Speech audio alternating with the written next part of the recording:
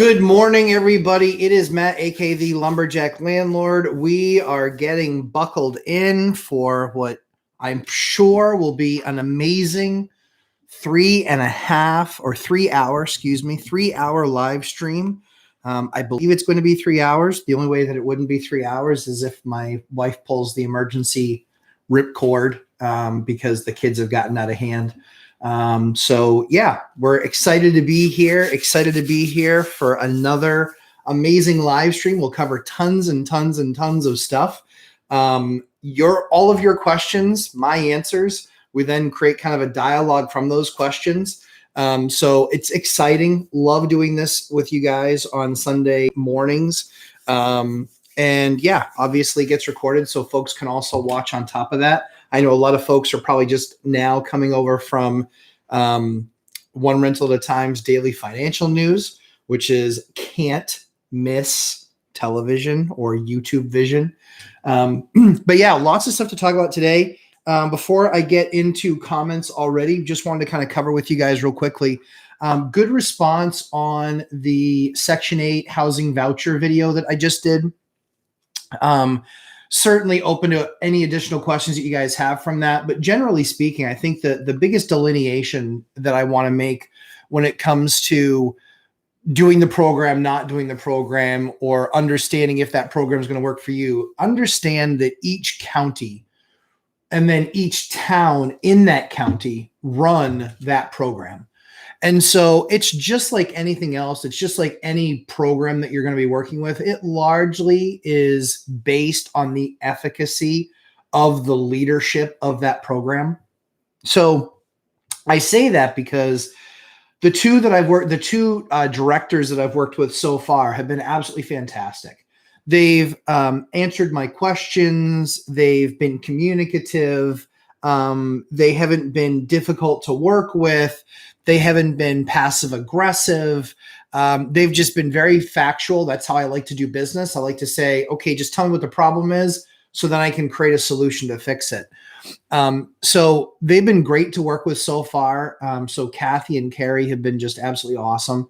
And again, they've just said, hey, this is what we need. Please get it to us as soon as we can. So I think one of the major myths about housing or the voucher program that I've experienced myself was that it took forever to get their unit ready to go. So here's what I can tell you. The same day that I talked to these folks that run housing for each of these different towns, the same day they got me the W-9 that I needed to fill out. And they also got me another document that, again, you go through. Again, this is just New Hampshire. I don't know if it's this way in every other state, but they got me another document basically on top of the W-9, just basically like a general kind of questionnaire. So I filled out all of that stuff, and that is more specific. That's more specific to the actual unit. So it was like filling out a document saying, hey, this is what the unit is. This is when it's available, et cetera, et cetera, et cetera. Now, for every single unit that you put up, you just have to fill out that document. Now, that being said, this document is not something, if you know your units, this is not a document that should take you hours to complete. Literally 10 minutes, maybe 15, tops, maybe 15. So it's a pretty easy document. I sent all those over, and then literally the next step was setting up the inspection, where they inspect the unit and make sure that it meets their standards and criteria. Here's what I can basically tell you. If it's a clean and unit without a bunch of broken things in it, you're going to do just fine. That's literally what I would tell you. If you're a slumlord, you will hate this program. They will be all over you all the time because they have a standard by which they want to make sure their units are held to. So totally get that. So for me, not being a slumlord, it was pretty easy.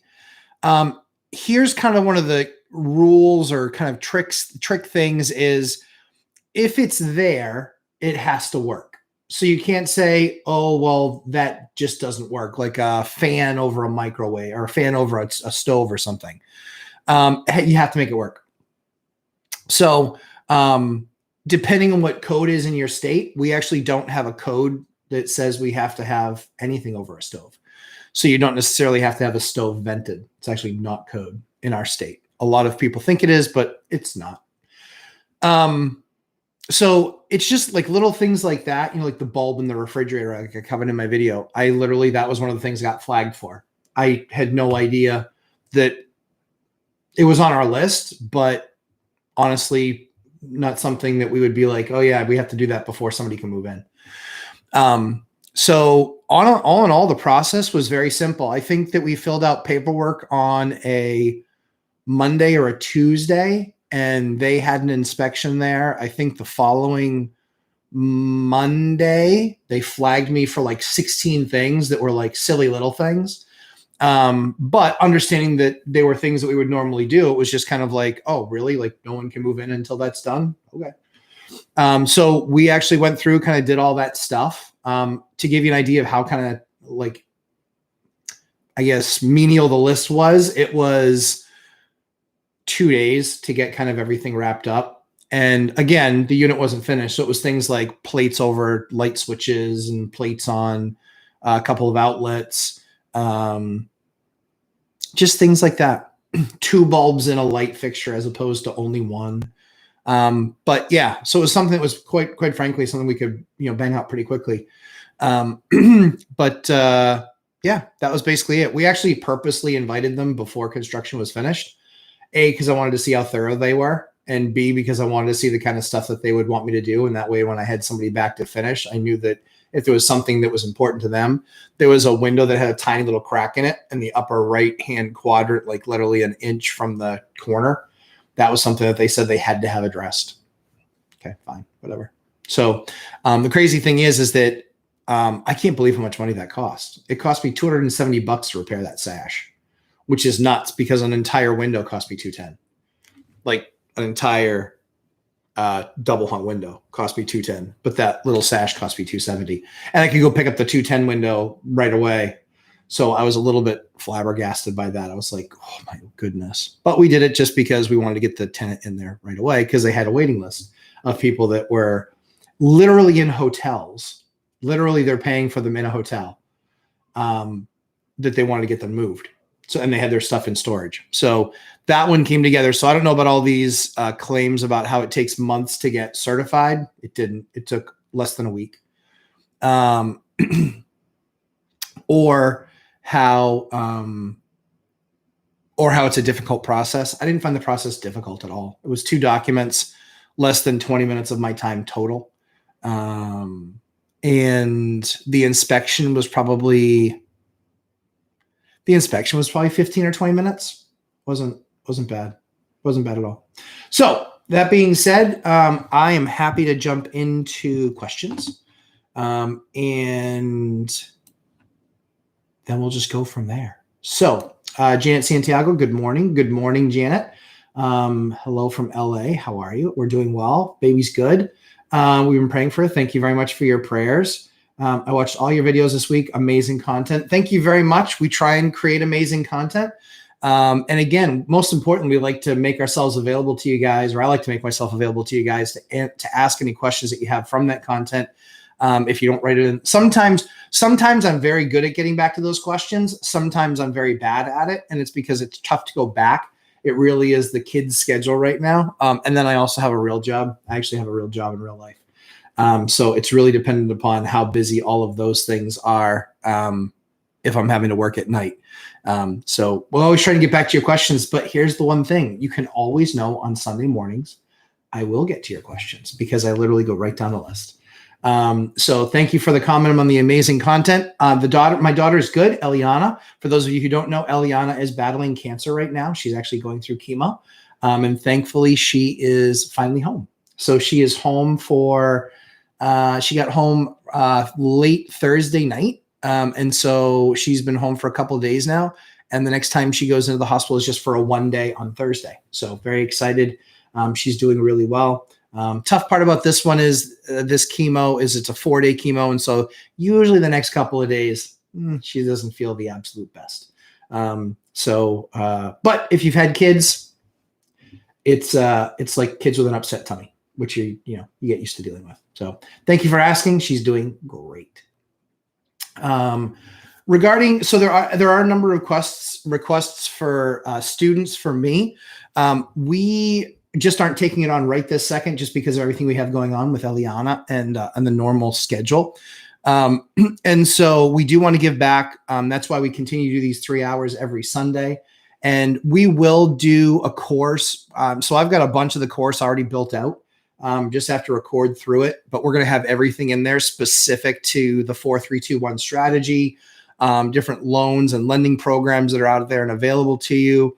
And then some of the rehab work. That way you're not having to look for something that's only 100% done. So we're going to cover all that stuff in the course. The course will be very, very affordable. It'll be less than $100. I don't know how much less, but it will be less than $100. But a lot of the content that we'll cover there will be helpful for everybody that wants to start that real estate journey. So there will be a course coming. And Janet says, I'm in the garment industry, international sales. I want to achieve financial freedom. Well, I can only think of one really great way to do that, and that's in real estate, because I don't know of any other way to do it. I have a good job. I worked in software for 20 plus years. But for those of you who will have watched myself and Mike Zuber at One Rental at a Time, that will not be going forever. I will retire. I will retire in the next, don't know exactly how long, but I will be retiring. And I can do so because of my amazing real estate portfolio, not because of my YouTube channel. Dawn, good morning, everyone. Good morning, Dawn. Good morning, Janet. Theta Hedge Capital, good morning. Good morning. Invest to Wealth, good morning, Matt and everyone. Good morning. Squatorty, hey, it's squat or die. Chose the name back when I lifted a lot of weights. Nice. Squatorty, thank you for correcting me. That's awesome. Next time use spaces or dashes. That's awesome. Squatorty, it's squat or die. Well, we know that guy likes to pick things up and put them down. I like it. I like it. That's awesome. Thank you very much. And if I'm ever pronouncing your name wrong, please just say it there. I am the worst at names. And so please, I'm much better at real estate than I'm at name stuff. So yeah, please correct me. That is great. So squat or die. Thank you. I appreciate that. That's awesome. You will no longer be known as Squatorty. I was wondering what a Squatorty was. So that's awesome. Good stuff. All right. Don, I was wrong from a few weeks ago when I said that there were no deals. Once I drop my expectations, I see all kind of deals, even with total rehabs. Don, that's awesome. So guys, real quickly, where I think that's really important is, we see what we want to see in a lot of cases. And what we really need to do is we really need to be doing the work, looking at the market, understanding. And this is where, I love Dion and I love what Dion does. And I think that what he does is a perfect fit for a lot of people because he was really smart in how he set up his model, which was he didn't want to go in there. He didn't want to be doing rehabs. He wanted to basically buy it and either A, have tenants in it, which is what his preference is. That's actually not mine or Mike's preference. Our preference is to buy something empty so we can do kind of our rehab and kind of put our fingerprints on it.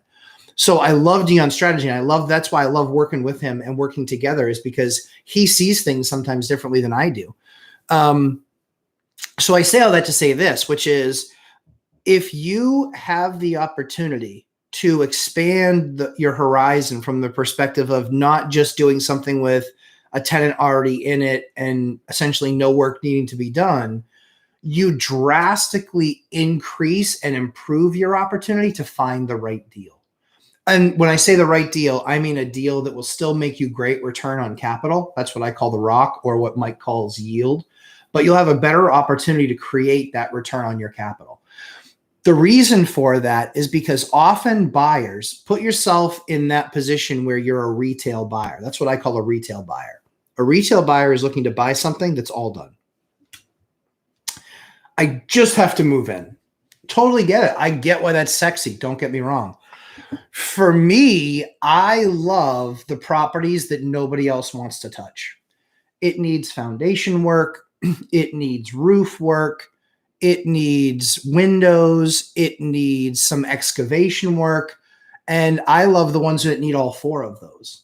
I'm even more in love with those deals because that seller has a much more limited audience to whom they're going to be selling to.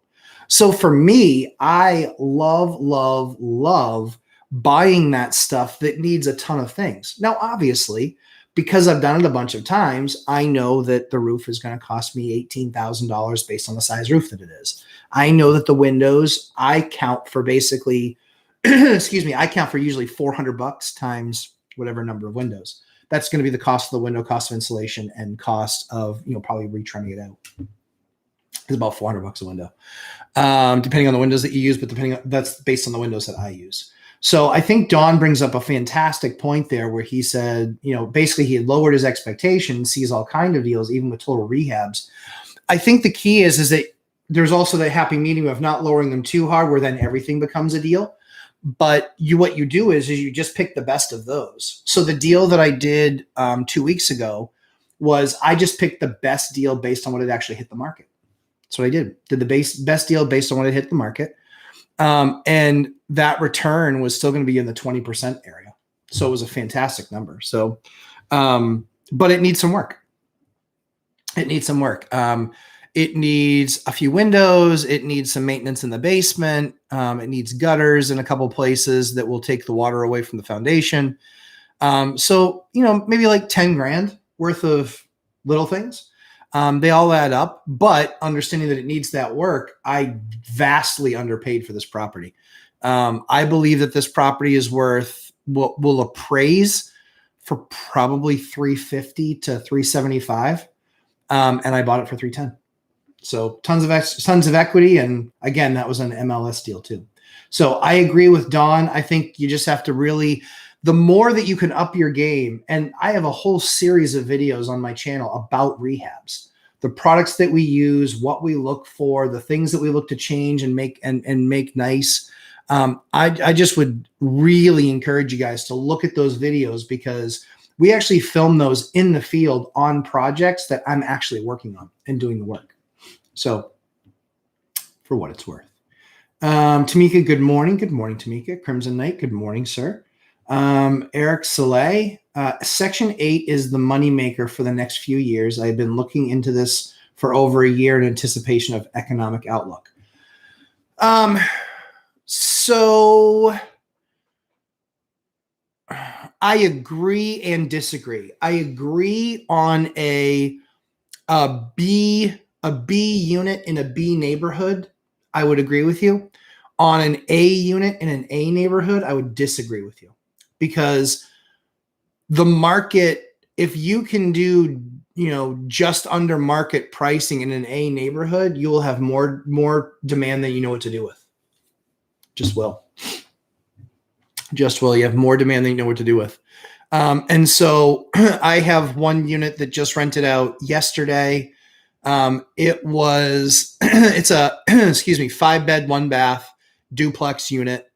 It is rented for $2,750 a month. And it needs nothing.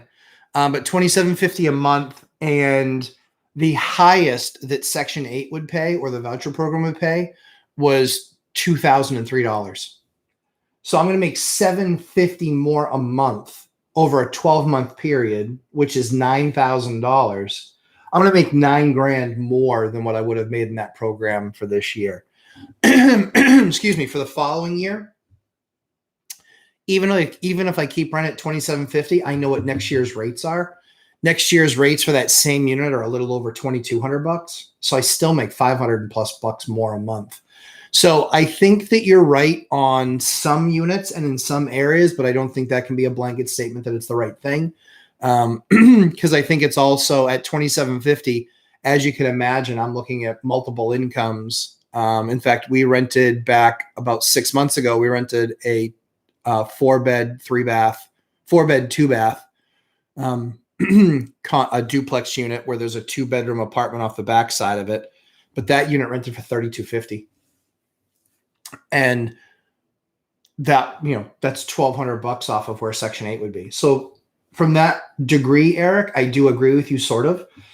There are certainly scenarios. So any of the commonplace stuff like 2-bedroom, not brand new, not totally updated. Yeah, I think that's the perfect fit for a unit like that, quite frankly. It's really kind of diversification. So to that end, I agree from a Section 8 or a voucher program perspective. Dawn, yesterday on the Section 8 video, I think I forgot to ask about new residents, not current inherited tenants. Dawn, give me more detail on that, because I've bought a building that had a Section 8 tenant in it, and I've also put Section 8 tenants in. In fact, I used that as an opportunity. That was my first tenant that was Section 8. I used that as an opportunity to get that unit. That unit was already certified, had been inspected like 9 or 10 months earlier. So I used that as my introductory point into Section 8 and introducing myself and having that conversation. So yeah, so good question. But yeah, give me more detail below and I'll happy to do that. Let's see. Crimson Knight, does Section 8 bring out the guns and make you remove all the lead? They don't. That would eliminate probably 90% of their units. In our state, in the state of New Hampshire, we do a lead safe for all families disclosure, which basically says if we have tested for lead, if there is lead, we have to notify. If we haven't tested for lead, then we notify that we have not tested for lead and that we have no known idea if lead is there. And then we also give a pamphlet if the house was done before 1979, which 95% of real estate that's used for rent is that old, that vintage. It's older than 1979. And so then in that case, we just do lead safe for your families and that sort of thing. I can tell you that the units that we are looking at, we remodel. A lot of those units are remodeled. And Section 8 isn't all families, if that makes sense too. Like they have a number of retirees and things like that. And we don't discriminate. We just tell them exactly what the deal is with the unit. And then it's up to them if they want to rent the unit. So yeah, we do a lot of rehab in our units before. That's why we like to buy empty. We do a lot of rehab in our units before people move in. So no, they didn't pull out the guns. No gun pulling. Completely separate organization, and I'm pretty sure that politically those guys would be at odds with each other. We all want to provide safe and affordable housing, but if every single Section 8 or housing voucher unit had to be de-leaded, you would have an even worse shortage now. They're already dealing with the worst shortages they've ever seen in housing. These offices having 20, 30 open vouchers that they can't put people in homes. And a lot of landlords, it's because a lot of landlords are selling. And they're saying, yep, we're selling. That's our notification. Get out. Dawn, I like the guaranteed rent on the first. Any new properties are automatically going Section 8. Inspect all you want. Yeah. Like I said, I think that, for me, my equation is it's a bunch of different things. It is looking at the unit that we have, what we're going to put on the market. And then, verifying, like some units that we buy, they're just gross and we have to rehab. Like my rule is I won't live in any unit I won't rent out any unit that I wouldn't live in myself. I can deal with things that are dated. I can't deal with things that are dirty or broken, or just gross. Like we'll fix that. We fix that stuff. It's not even a consideration. So, yeah, I think that a lot of our units, there's some units that just every unit is available to Section 8. I like how Mike says that. Truly every unit is available to Section 8. The only issue comes down to, I also don't want to set people up to fail.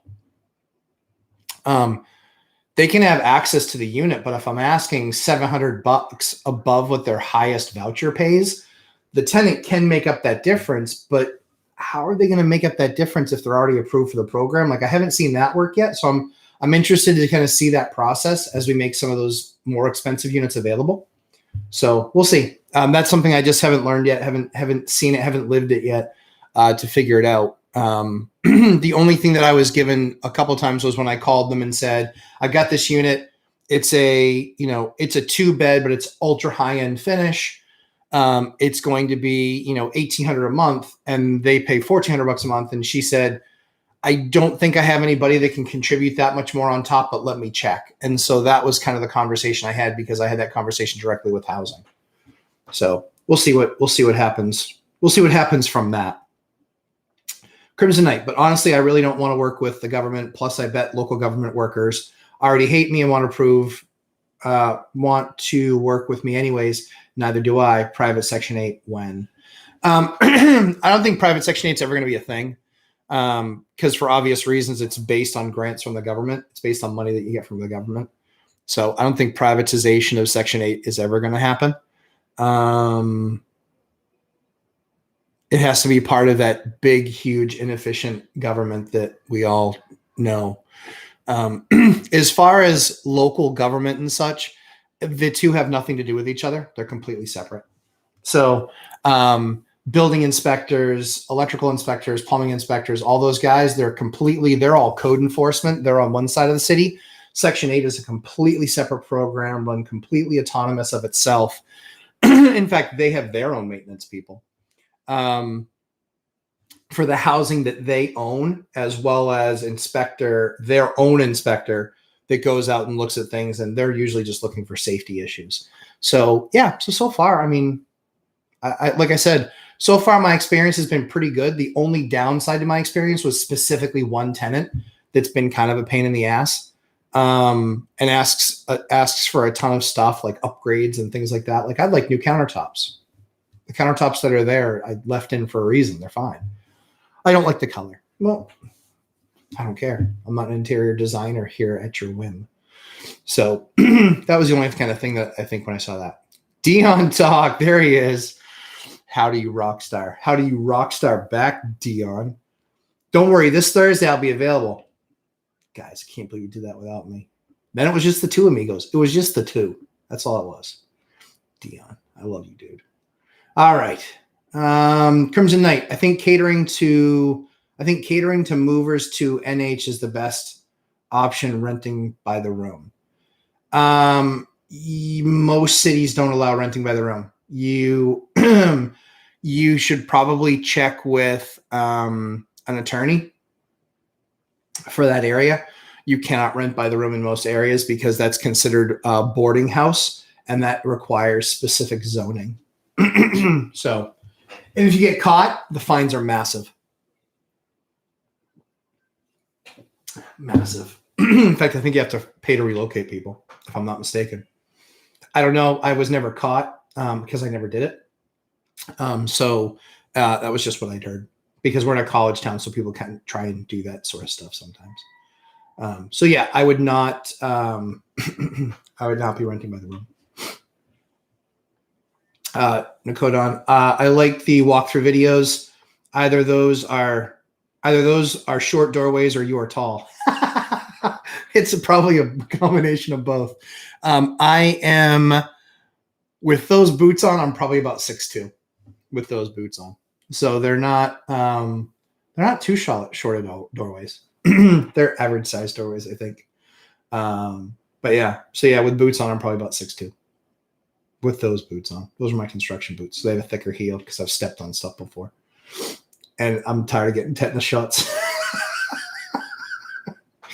Freaking tetanus shots. Son of a bitch. Yeah, I hate that stuff. Glad you like the videos, though. Donna Ohanian.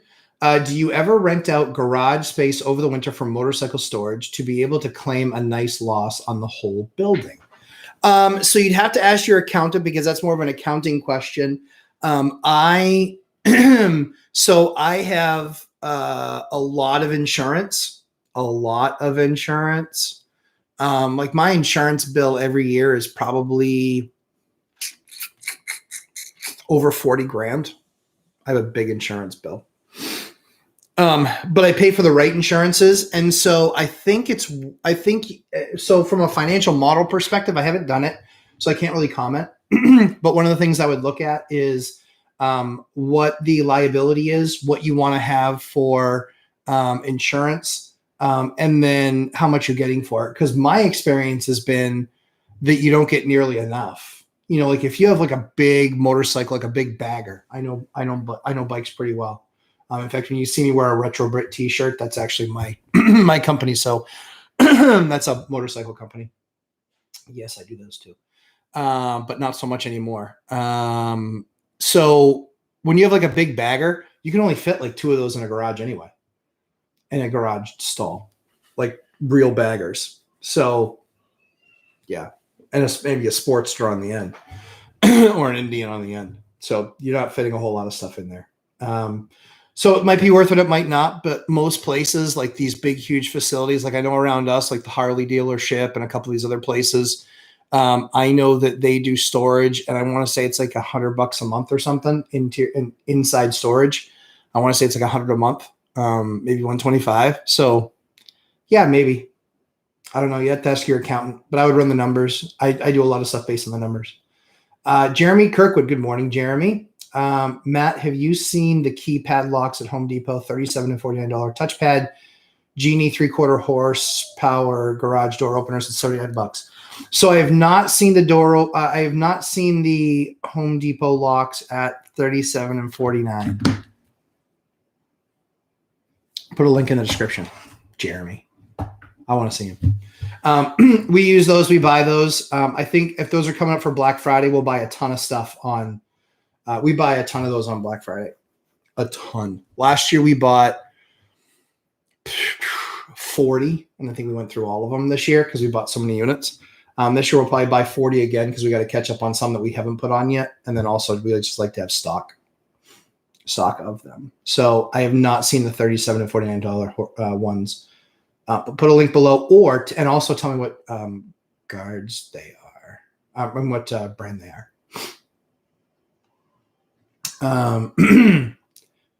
ML, is your course the one Mike mentions about getting finances in order, and will it be unteachable? So my course, so I have a course that's part of Mike's course. It's the 4321 duplex or rental strategy, if you will. The financial freedom course that he gives away for free, that's my spreadsheet that I put in there, was a daily expense tracker that I'd put together with my marketing team. And it just basically helps you track expenses every single day, adds them up, and then at the end of the month, you can go through them. There's some amazing videos. We did that with a 23-year-old aspiring real estate agent. Her name was Emma. There's 3 of those videos on the channel. Take a look. They're only about 10, 15 minutes each. But we actually walk through kind of her mindset before doing the spreadsheet, then doing it after a couple of weeks, and then finally closing it out 2 weeks later. So she did it for a full month. The original, what's amazing to us, or to me, is she guessed that she spent about $1,000 a month. And I said, without even ever having looked at her finances, there's no way it's at least twice that, maybe 3 times. So she ended up going and doing the course, and I think she finished at $2,100. So it kind of blew the doors off of what she thought she was spending. She's made a number of course corrections since, but we're actually supposed to do a follow-up video on that, because that was, I think that ended probably 10 days ago, but we're supposed to just try and do a follow-up video. But congratulations to Emma. She actually did become a real estate agent. She passed her test. So congratulations, Emma. She did. She passed her test. Now she's a real estate agent. Now she gets to get made fun of by me because I make fun of real estate agents because I'm rude. I don't make fun of the really good ones, just so you know. Theta Hedge Capital. In your area, does Section 8 set the price for the unit, or do they negotiate with you? Also, are you responsible for utilities as well? Theta Hedge Capital. Killer question. Well done. Well done. They set the price. 100% they set the price. There's no negotiating. They set the price. Second thing is, you can pick a package, which is what I call price plus or price minus. So price minus is they say, okay, for a 4-unit, for everything included, we give you a credit of $2,003, or we give you a payment of $2,003. If you take out heating, they drop it by like $130. If you take out electrical wood stove, if you electrical heating, they drop it, X amount of dollars, or electric cooking, they drop it X amount of dollars. So it's basically what I call price minus. You can also go price plus, which is price of the unit, and then just adding in the different things, whether it's electric, cooking, hot water, that sort of stuff. So price minus or price plus, but there's a range. So I think in my area for a 4-bedroom, I want to say it's $1,685 with nothing included, and it's $2,003 with everything included. I ran the math on my apartment, and I just said I'm going to go $2,003 with everything included because I think I make more. I think I make more with that money baked in. I think I make more. But we'll find out. We'll find out if they like the heat on 90 degrees and open up all the windows. We'll find out. Excuse me. So that's your answer to the utilities as well. Have I seen Dion's new handsome guest? LOL. I have not, but I'm guessing it's you. So no, I haven't. Jeremy and I are going to do something. I told him that we would because I like some of the deals that he's doing. So Jeremy will definitely be on the channel because I like some of the deals he's doing. I just have zero time right now. So I want to do it. I do want to give it the due its due. I want to give it its due. So yeah, so we'll definitely do something together, Jeremy. Don, I have been helping others in my area to broaden their thought process on deals. They are there, but it sometimes takes the shape of something unexpected. Yeah, totally agree. Yep, totally agree. Totally agree. So yeah, totally agree that you don't know what you don't know until you just start looking at more deals. I made the mistake in the very beginning of looking at too few deals. Or I was fishing for fish in too small of a pond. So I know that that's what Mike teaches, and I think that that's a really important thing to have in the very beginning. But I think too many people hold on to that for too long and don't broaden their horizons fast enough. And when I say fast enough, I'm not talking about 30 days your market, then in another 60 every market. That's not how it works. I do 7 different buy boxes. I have 7 now, what Mike would call buy boxes. So those 7 I've had for years and years and years. Yep, years and years. So those are 7 buy boxes I can proactively look at. And then I still get off market deals and things like that we go through and kind of run those numbers. I said something offensive. 7 people just dropped off the live stream. It happens. I'm known to say offensive things. Although I don't know what it was, but that's also, our life. Invest to wealth at Jeremy. Okay, great interview. Oh, good. Congrats on the interview. Yep. How do you go about to find contractor to work on foundation? I've called a couple foundation companies for me. I've called a couple of foundation companies and said, hey, if something is an issue, who do you talk to? I also will call, it really depends on what the issue is. Here, a lot of it is masonry because it's cement work, but here a lot of it is masonry and they at least know.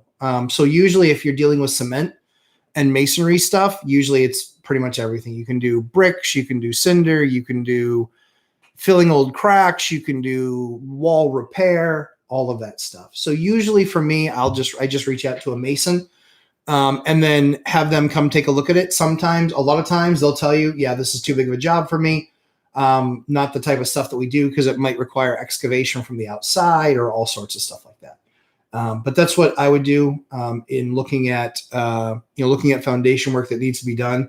I would not instantly go to one of those foundation repair companies. They can be super, super, stupid expensive. Super expensive. I had one project that an entire wall, all the way down to the footer, which is basically the base plate of where they pour your pad in your basement.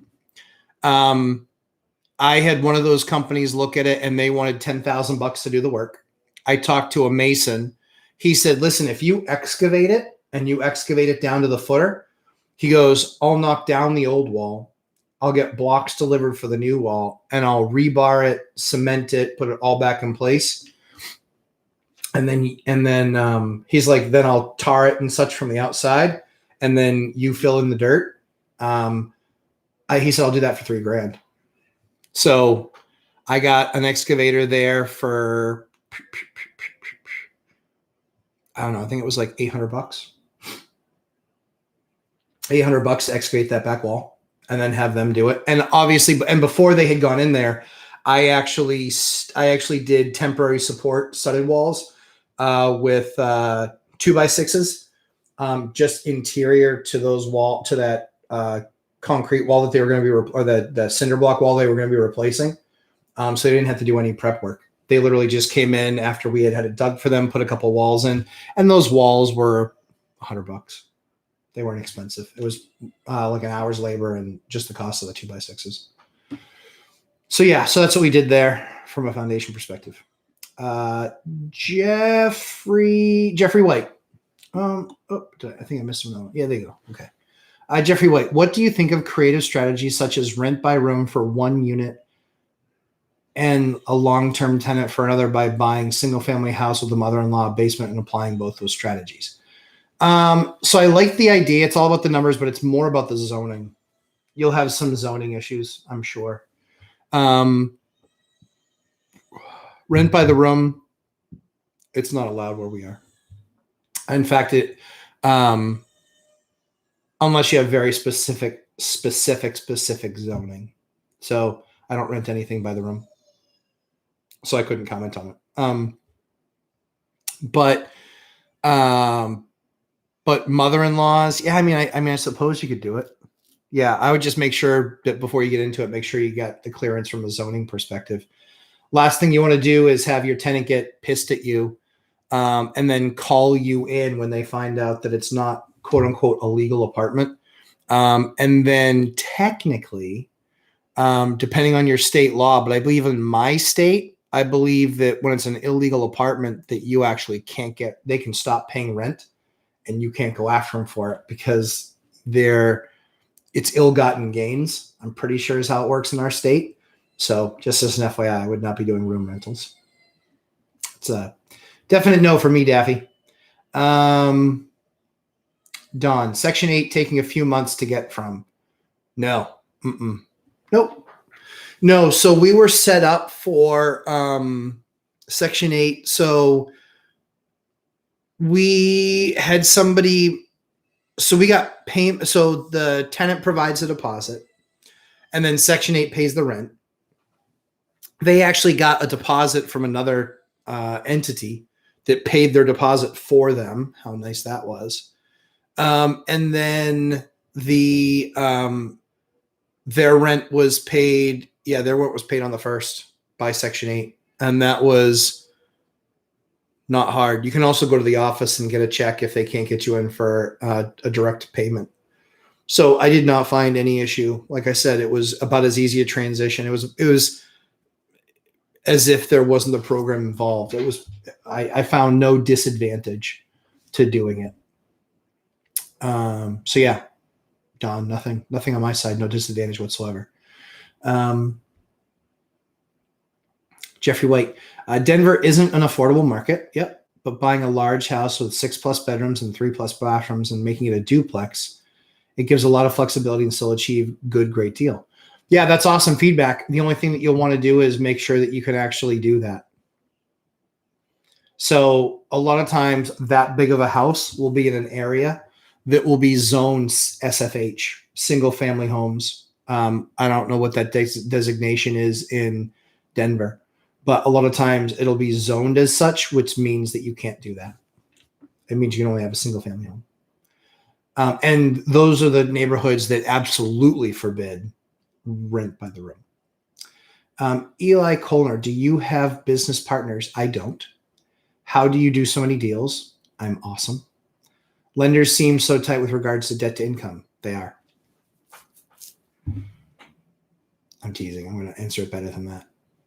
So do I have business partners? Nope. How do I do so many deals? I'm busy. I'm very busy. I look at my market every day. I have 7 buy boxes. And on top of that, I constantly have conversations with agents, wholesalers, all sorts of stuff. Yeah. So, yep. I work a lot. My kids get my time. I work my normal job, dinner with family every night, kid time, bedtime, playtime, all that stuff. And then wife time. And then usually by 9 o'clock, I'm working again.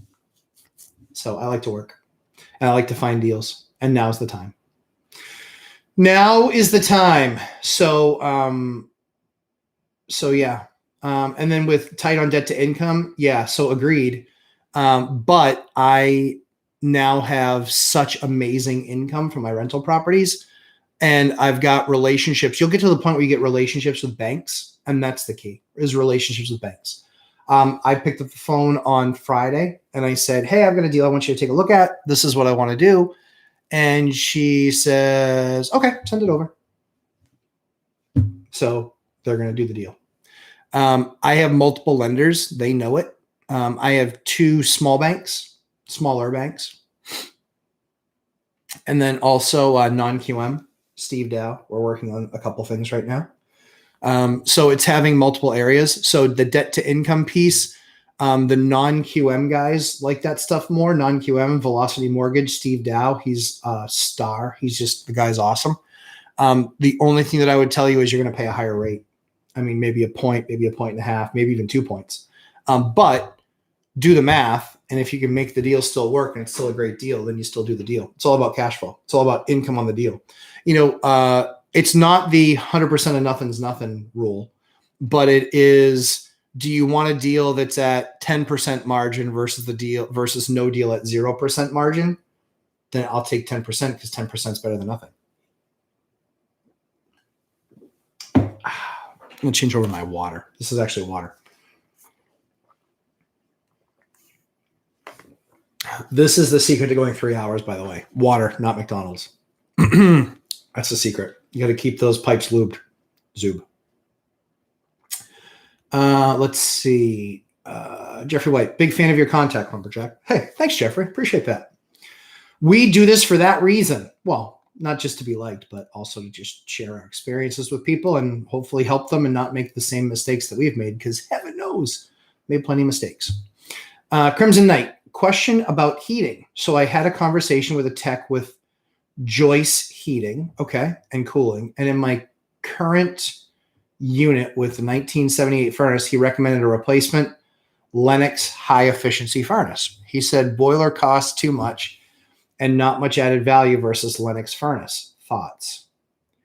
Don't know. I look at the AFUE of a boiler. So the AFUE is, what you can expect for efficiency, right? That's the efficiency quotient.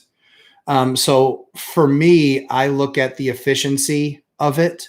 And I had a buddy of mine in a massive house do a massive project to try and save their heating. Their house was massive. They looked at their project probably saving them $3,000 to $4,000 a year worth of heat. They thought that it was going to be about a $30,000 project. It ended up being a $90,000 project. And guess what? No savings. Like, he's apoplectic. Imagine what the heat bill is if they were looking at 3,000 savings. Insane. So I don't know. I don't know the Lennox brand. For me, I will always stick with the IBC because I want a brand that I can fix, that can be serviced easily, that doesn't give me down days, that doesn't give me maintenance issues. So those IBCs, combi wall boilers, I love them. I love them. I won't get away from them. I've looked and I've done over 20 of them in the last few years. I won't change. It takes away having to have a separate hot water heater.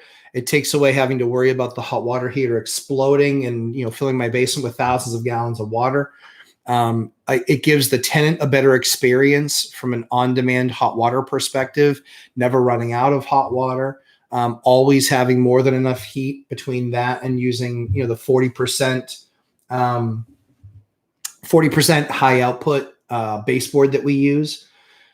So yeah, I don't know anything. I know Lennox as a brand. I don't know from a furnace perspective. And if you're talking about furnace, now you're talking about ducting versus your boiler is forced hot water.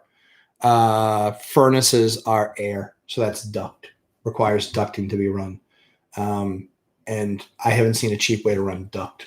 In fact, duct right now is extremely expensive to run. So that's my only input that I have. Eric Saleh. So do you do software or construction for your regular job? I'm confused. I do software. Depends on what you mean by regular job. My software job is a W-2. My construction job is not. I own the company. And my 20 years experience. So I have young kids. So I've only had kids now for 3, almost 4 years, which meant I spent 16 years in the business with no kids, just a wife. And she had a job. So I have a ton of experience in both, but yes, I do. So I do construction. I make a lot of money off construction. I make more money off of my building portfolio than I do off my W-2. Let's put it that way. I guess. Hopefully that answers the question. But if it doesn't, feel free. Ask me below. Jeremy Kirkwood, Defiant brand, a few different styles. Oh, cool. I'll definitely take a look. It must be the Black Friday coming. Busy Bee 2020. I like it. Lumberjack, are your housing voucher tenants required to purchase renter's insurance, or does government provide insurance? You know what? That's an amazing question. We put in our lease that we require them to purchase that renter's insurance. And come to think of it, I'd have to check and see on those few tenants that we've gotten if they have provided that proof. We usually follow up with just send us proof of a statement that shows that you have it. So that's a great question. So the government does not, I don't believe the government provides that insurance. We require it outside of that. Survive it for beginner. Okay. I like the name.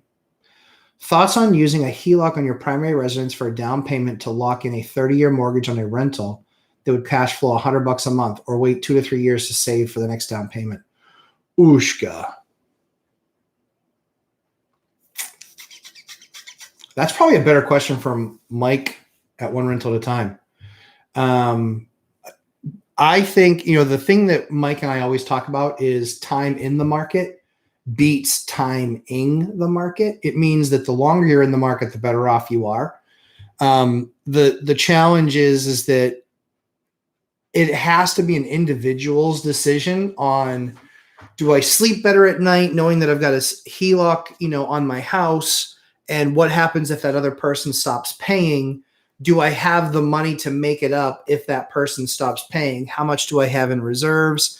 I think that a lot of those strategies can work, but what happens if they don't? What happens if that tenant stops paying rent for a couple, 2-3 months? What happens if exactly what happened this last year happens again? What happens?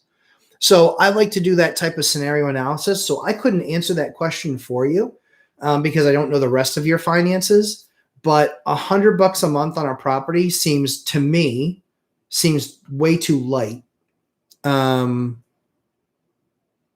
Yeah, to me, that seems too light to want to lever that asset, but that's just me. Because to give you an idea, like the last deal that I did, actually the last 5 deals that I did, the lowest one had a 20% return on capital or yield. So that wasn't $100 a month. That was hundreds, if not over 1,000 a month. So for me, I'm probably past that point where I would put a HELOC on my own house to do a deal. But maybe not.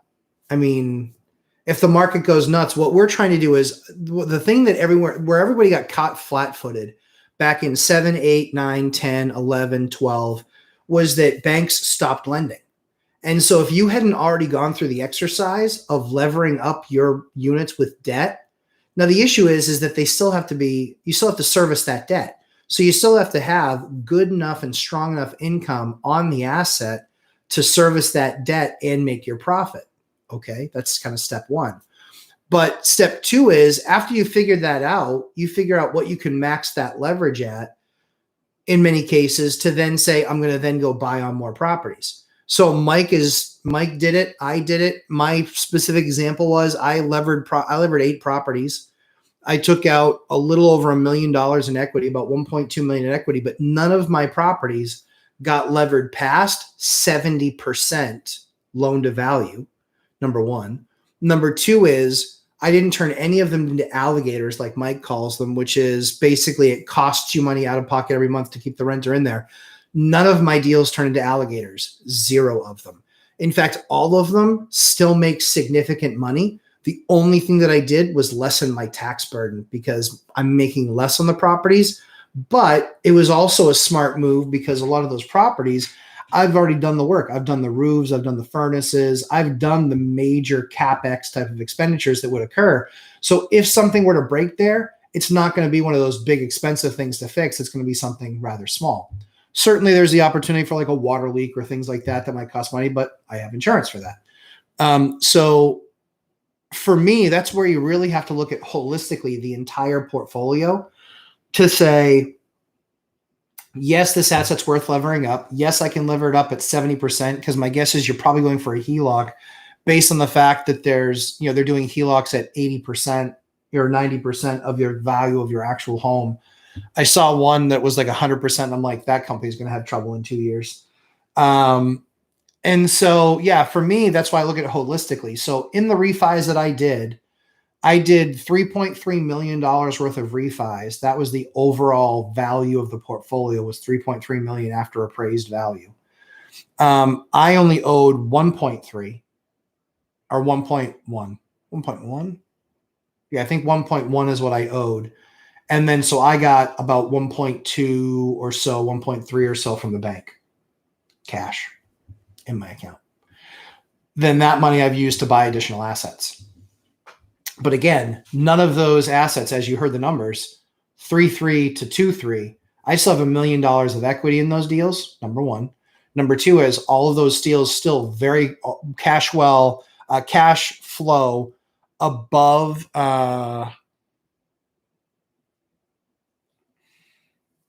they all cash flow, 15% plus. They all cash flow very, very nicely. And so for me, there was really much less risk there. What I was referring to those deals as, much like Mike from One Rental at a Time had, was there was just dead money sitting there. Owning an asset outright for cash to me means it's dead money. I want to have some debt on it.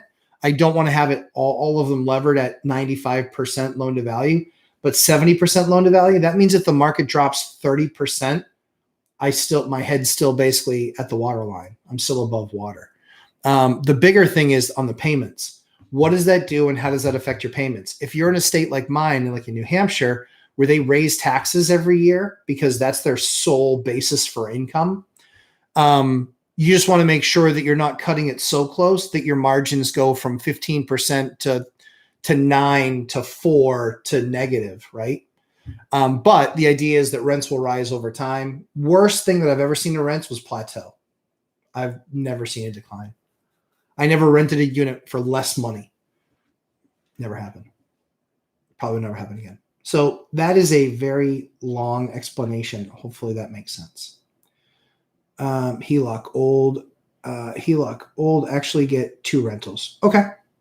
Yep. 1 rental at a time in the house. Good morning, Michael. Good morning. He probably isn't here now because he's probably doing another interview. He's a busy man. Jeremy Kirkwood. Good morning. Oh, good morning, Mike. I see how it is, Jeremy. Just kidding. Crimson Knight. Well, the people I would be renting to hate the government anyways. So yeah, I think rent by a room is good. Okay. Manchester, where I know you are, has 37 building inspectors that love to take complaint phone calls. Do at your own peril. Let's see. ML. That's cutting it. Yeah, cutting it close. Yeah, ML, I agree.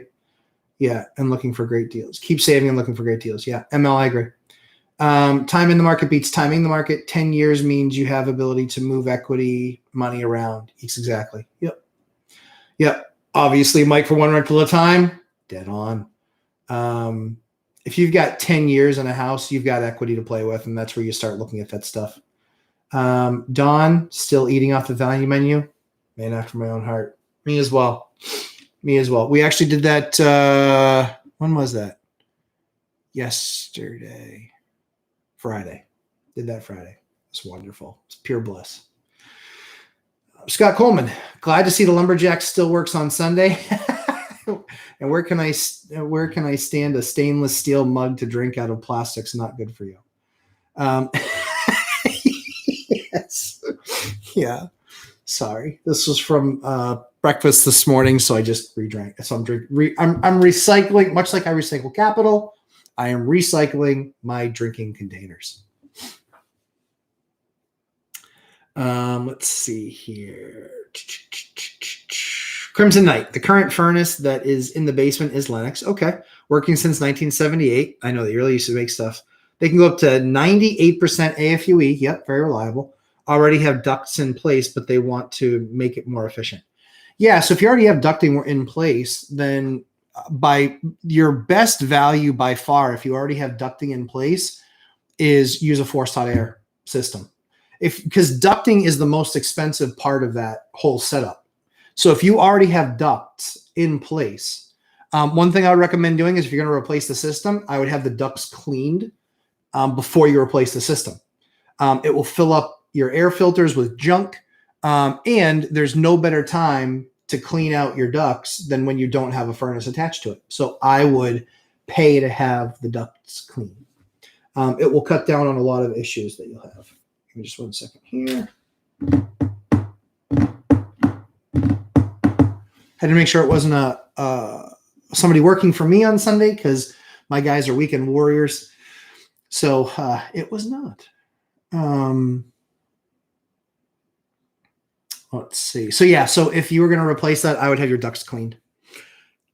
Eli Kolner, thoughts on higher end rentals, any experience or anecdotes with luxury townhouses? I hated it. I hated renting super high end. And when I say super high end, I mean like $4,000 a month. That's what it was in my area. I hated it. I hated it. It was probably just a bad tenant that soured me from it, but they paid their rent, but because they could own, they were constantly like, well, if this were our house, well, if this were your house, then you wouldn't have to talk to me, but I'm not a, so it's kind of like I have in my lease that when you sign the lease, you're getting it as it sits then today. Like I'm not going to spend a bunch of time, money, effort, and energy, making upgrades while you live there. So yeah, ultra high end, I don't love. And the fact of the matter is, so like class A and class A areas, keep in mind, that's what new construction does. Do you want to be competing with the newest construction on the block? So think about it like, so here's a lesson learned in Vegas, right? So I love going to Vegas. I go to Vegas. Before COVID, I went to Vegas 4 times a year. I loved going to Vegas. The restaurants are amazing. The shows are a blast. The exhibits I love. A lot of the conferences I absolutely love there. Total blast. If you guys are into Meekum cars or Barrett Jackson cars or motorcycles, I was at a lot of those events and loved it. Loved going to them. Total blast. Now, that being said, when I would go, I'm an MGM guy. I would rent out at the Luxor because I could get a nice room for $50. And if I went to the Bellagio, which is a much newer hotel, it would cost me $200. If I went to Aria, which is a much nicer, newer hotel, it would cost me the same, $200-300. I was just going there to sleep. So $50 for me was fine. So I liken that to the new construction conversation, because when a property is brand new in Vegas, that's when they have their greatest pricing pressure always, because people want to stay in the newest place on the strip. And in fact, most places will advertise it's the newest place on the strip, or the newest hotel in Vegas, right? They are telling you it's the newest. So just for me, for what I like the value there, and I don't need to be in the newest. I don't care. Luxor is good. Excalibur was fine. Yeah, I was fine in those places. I didn't see the massive value. Truth be told, when I go most often, I go to the Aria. Because I get deals. So yeah.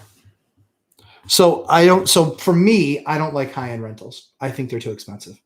Too expensive, not from a cost perspective of dollars and what you rent them for, but more the type of tenant that you're typically getting with that and the competition that you're creating for yourself. I'd rather be competing that next tier down. That's for me.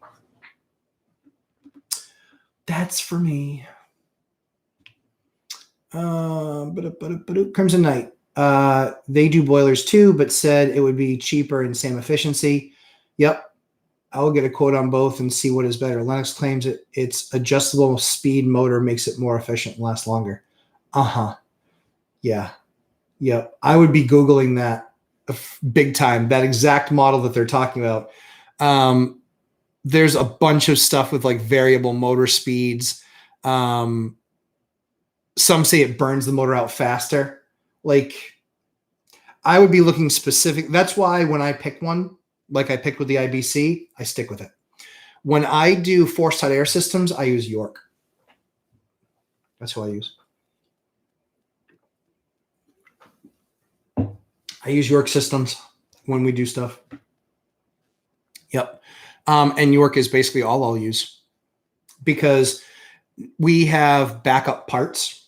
So some of the things that we do that I think are really smart is we have 2 to 3 of every backup part that you would normally need for maintenance in those systems.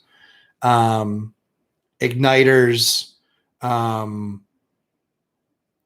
valves, the stuff that fails on those things. See what the time frame is to get the parts for the Lennox that you like. Yeah. So, and Nashua still has the same massive group of inspectors as well. Like I said, for me, I just like sleeping at night. I don't like breaking rules that I know are a rule.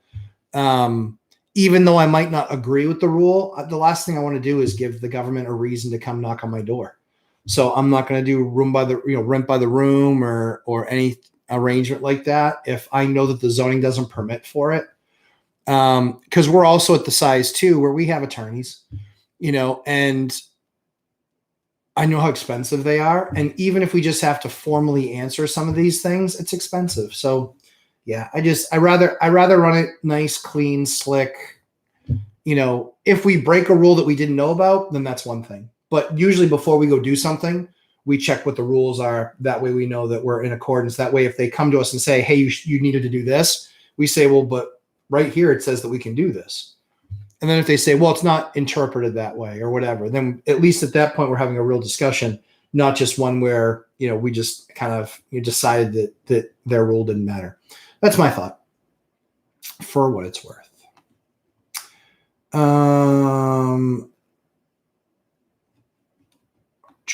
Yes, that's a by room question. Don May, how to work around this? Okay, we have a problem. Let's see what we got. A property I want is 18 acres. I dig it. I like starting off right. 18 acres with a 3-2 double wide. Okay. And a second double wide, 4-4. Wow. They would easily split into two 2s. Okay. Nobody will finance due to 2 structures in the property. Commercial loan. Ta-da. Fixed. commercial loan. You can get that done with a commercial deal. You can't get that done with a resi deal. That's the problem. Multiple buildings on the same property confounds them. It makes it difficult to get that deal done. So that's what I would do. That's what I would do. I would do a commercial deal. So you're not getting 30-year fixed debt, or I would go with a non-QM lender. I would propose it to both. I mean, I love that deal. 18 acres with a 3-2 and then the 4-4 and splitting it into 2-2s. And I mean, just, I dig it. Like, I love that you're working a deal like that. I wish I could get a deal like that to kind of get elbows deep in it. Would love to get the update from you on how it goes. That sounds like a really cool deal, but you're probably commercial lender, or I would go a non-QM. Price and Pride. I'm an off strip $30 a night hotel guy. So Price and Pride, here's what I will tell you. I can beat that price on strip. You just got to become part of the MGM family, my man. So that's all I'm saying, because I literally just got a voucher where it was like, hey, 4 nights for free, pay for 1 night. And the 1 night that they're charging me for is $79 plus the hotel taxes. Telling you, just saying, I've hacked Vegas, baby. I went to Vegas. Our first vacation, my wife and my first vacation, was after 5 years. And we set ourselves, including airfare, a budget of $1,000. No joke. $1,000 was our budget. And we looked everywhere. And the reason that we picked Vegas was because we could do 4 nights, hotel, airfare, and all of our food. We were just going to have to, do the right thing. We were still going to eat off the dollar menu at McDonald's for one of those or 2 of those meals, like 2-for-1 buffets, because they have buffets there that are like $20. But there's sometimes where you can actually qualify for like a 2-for-1, where we did those. So yeah, we hacked Vegas. We did that entire trip for less than $1,000. And actually, it took me a number of hours at the blackjack table, but I was able to pay for the entire vacation with what I won at blackjack. I started with $100, and then just took it up from there.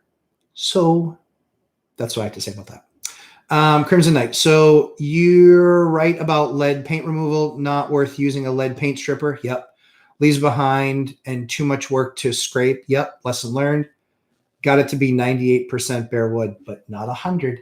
So, guys, props to Crimson Knight. He admitted, we had a conversation a month ago on our live stream, or on the live stream, and we talked about the fact that he wouldn't be able to get 100% clear. I love that he still tried it. I love even more that I was right. But I love that he tried it because, again, guys, if there's a better way of doing things, I want to know about it.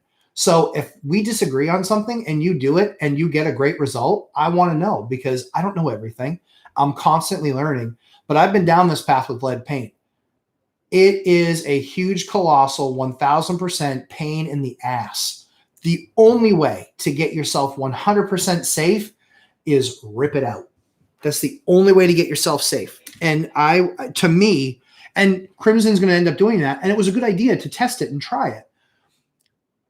But the only way to get 100% right and the only way to get 100% safe is to rip it out. Just rip it out. It costs you money, yeah.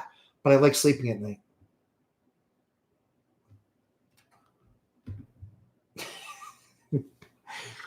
Oh, some of my guys are hilarious. That's all I have to say about that. So to Crimson Knight's credit, 98% bare wood, but it's like I always say, there's some in the creases and the crevices, and inspectors know that. So when they go to shoot a piece of trim, I'm looking around to see if I have a piece of trim. I don't, but I have a piece of flooring that I can share with you. So let's just say this is a lip, this is a lip, but let's just say that's the edge of like a piece of trim. That's the issue, is the paint, when it gets applied, it gets into that edge. And it doesn't matter how much work you do, you're not going to get that edge 100% clear.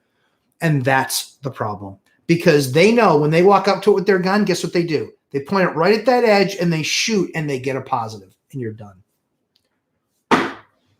You're done. So don't try and seal in lead paint. get the abatement, go through the process, rip out all the trim. It's just the better way to do it. And Crimson Knight, I really appreciate you coming back to us with that info because I know that will help people. Tamika L., how are your properties deeded? Joint ownership with the wife, LLC? Guess again. Trust. I'm not going to make you guess again. But yeah, trust. They're all in a trust. All of our properties are in a trust.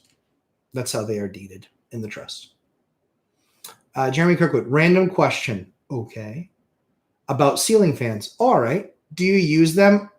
Are you brand or price loyal? I noticed Hunter fans have had warped ballasts recently. We do use them. We are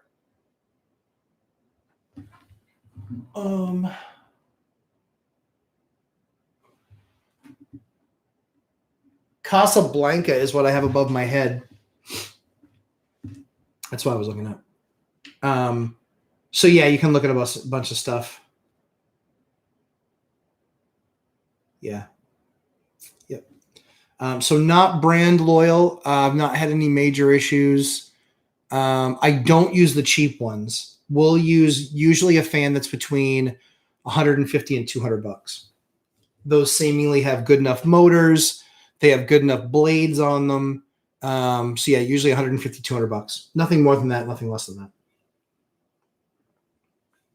Unless it's a $150 one that they mark down to 100 bucks for Black Friday, and then I'm all over it. Don May, if I got hard money to purchase, I hate that. Just kidding. Is there any strategy to refi? Yeah, no, because if they won't do it, if the bank won't do it in the beginning, they're not going to do it on a refi either. This place would kill it as an STR for fishermen. Oh, I love it. Love it. Love it. I'm talking to a buddy right now about doing some of these. So yeah, I love the idea. I would go non-QM or commercial because you can get a commercial deal for that. You can definitely get a commercial deal for that. And Don, give me more on that below, or talk to me if you've actually looked at any of the commercial strategies. I would be talking to a commercial banker because they don't care if it's multiple.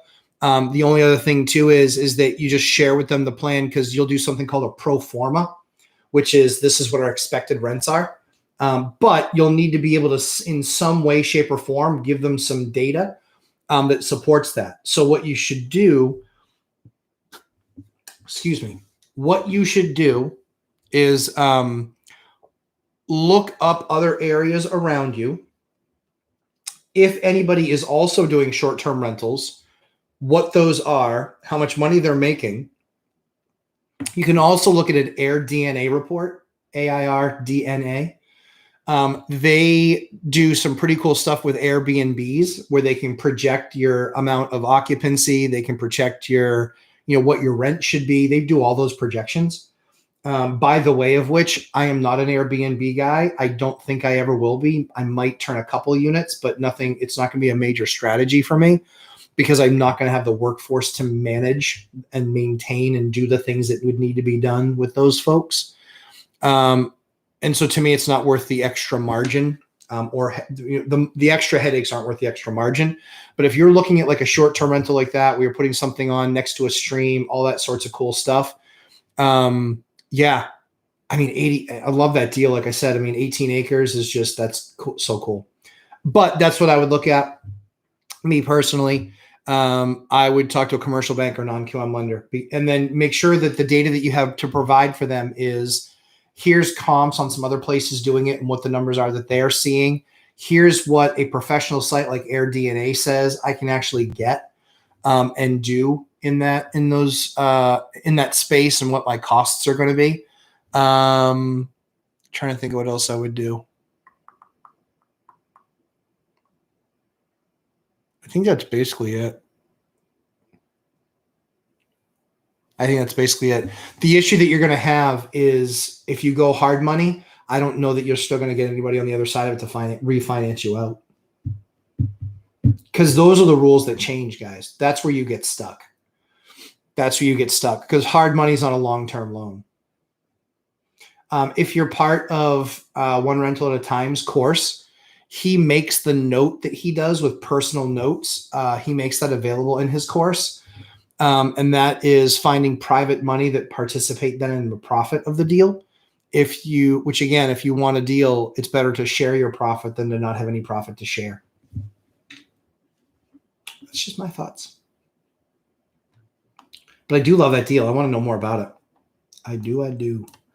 Crimson Knight, going to use a lead primer sealer and paint over it. Not the best solution, but at least got a lot of the lead out. Next time the trim is flat out replaced.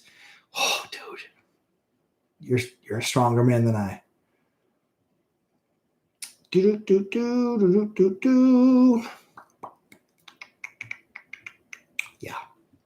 Tamika, when house hacking, once occupancy rules were satisfied, how did you transition primary residence to your rental? First thing I did was move out. Just kidding. We trying to think of what step came first. So what we did when we were transitioning out of our rentals into into making them our primary, or out of our primary residence into a rental, here were the steps that we would typically take. First thing was we had satisfied what the rules were around the occupancy, just like you had said. So making sure that we weren't cutting it close, that it wasn't like a couple of weeks. We didn't do any of that stuff. We made sure that we'd hit our occupancy rules. Once we had hit that, or we knew exactly what that number was, and we were financially prepared to look for the next deal, sometimes we actually had found that next deal earlier in the process. And what we did in a number of cases was we bought that deal, owned that deal, but we were using the 60-day gap that was needed to then do work, but you have to occupy it within 60 days. So if we found a deal, I would start shopping usually 90 days before our time was up on the other place. And so you can literally, if you really wanted to stretch it, you could be 8 months into a place, right? For your 1 year occupancy requirement. You could be 8 months into a place, start shopping then. You could even find a deal that very first day. All you do is you put your closing 60 days out, because then the clock doesn't start ticking on that one. And then you do any work that you're going to do on the unit, 60 days, the next 60 days. Those are all acceptable within the FHA rules. And so your 60 days and 60 days, I just got you 120 days. That's 4 months. So that gives you tons of leeway to then getting into the next owner-occ unit. What that also does is you can then, as soon as you believe that you have that place, so you're not paying 2 mortgages at the same time, I start basically advertising the place to rent it out. I start doing any last minute things that I need to update, change, take care of, fix, whatever. But I do that. And then that way, I start showing the place. And then typically people can take occupancy in 30, 60, 90 days. So that's, if you need more information, let me know. I am happy to describe it in more detail. Crimson Knight, I'll remove the trim when I get a stable job. Yep. And I don't have to learn how to break dance. Totally get it. Jeremy Kirkwood. My brother used to specialize in high-end historic home renovations and specifically lead paint stripping. He got OSHA certified, agrees that just drywalling makes more sense. Yeah, so that's if it's on the drywall. I know that Crimson's talking about the trim. That's the biggest issue around where we are. But yeah, totally agree with you on the drywalling thing. Yeah, I would never try and strip or encapsulate lead paint on drywall ever. Dancing alone with rentals. I like to take out the lead paint and put in nice asbestos molding. Nice. That's pretty good. Tamika at Vegas. Yeah. Go to the timeshare presentation, see all the free stuff. Oh, I did. Twice, actually. 3 times. Twice, 3 times. Twice. One time we actually bought one. And it was because they were offering such a ridiculous deal on it. I think it was so cheap. And I was going so often. At that point, I wasn't going 2 or 3 times a year. I was going like 4 or 5 times a year. And so we did that. And so, yeah, the deal was so cheap. We bought them. We bought it. It was just the deal was too good of a deal to pass up. I think it was with the payment and maintenance, it was like $229 a year. And that was for 7 nights.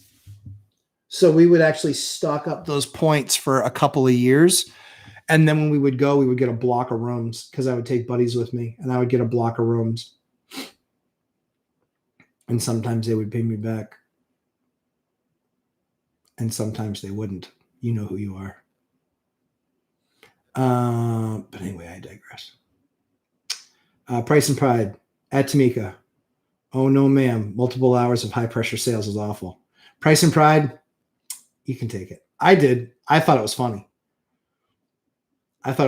Oh, so I will share a quick story with you. We've got some other questions, but I'll share a quick story with you guys.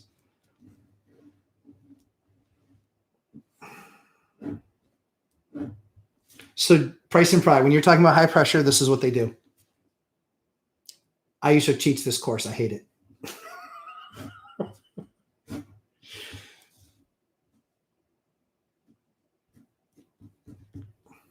So they would give you one of these. Let that come into focus. They would give you one of these. It's called 9 boxes, right? They give you 9 boxes and they say, okay, of those 9 boxes, circle which payment you want. And the idea was you'd always largely pick the lowest down payment, or the highest payment you could get was $0 down. It's just like on a car, right? So they would show you this 9 boxes and you were literally doing their sales job for them and telling them how much you wanted to pay, right? So we did this on that. And I said, I literally did this. And I did this on a car too. I'm a nightmare to sell to, FYI. I literally did this. They said, circle the payment that you want. That's what I did. I circled the entire box. I said, I don't care about the payment. I care about one thing and one thing only. How much overall you're going to get out of me to make me spend on this thing. No joke. That's exactly what I said to them. And literally, I broke the salesperson. He goes, I don't know how to answer that. I knew he didn't know how to answer it because I taught the course. I knew he couldn't answer it. So I said, just get me a better number on the unit. And this was on a car and on a timeshare. They came back. I got $1,000 off the timeshare. I got about $800 off the car, thereabouts. And I said, okay, that's cool. Now let's just go so then that translates into, okay, now just put me in whatever payment. Because I'll put whatever, I'll put down a deposit of a couple grand, whatever it was. And so then we just ran the numbers like that. So if you're trying to break a salesperson, and payment doesn't really matter, and I know at the end of the day it does, but this is how you break them. You just circle the entire box. And you tell them, I just want I need the price lower. So I don't care about my payment. I want the price lower. That's how you do it. So, so that broke him, and that was freaking hilarious.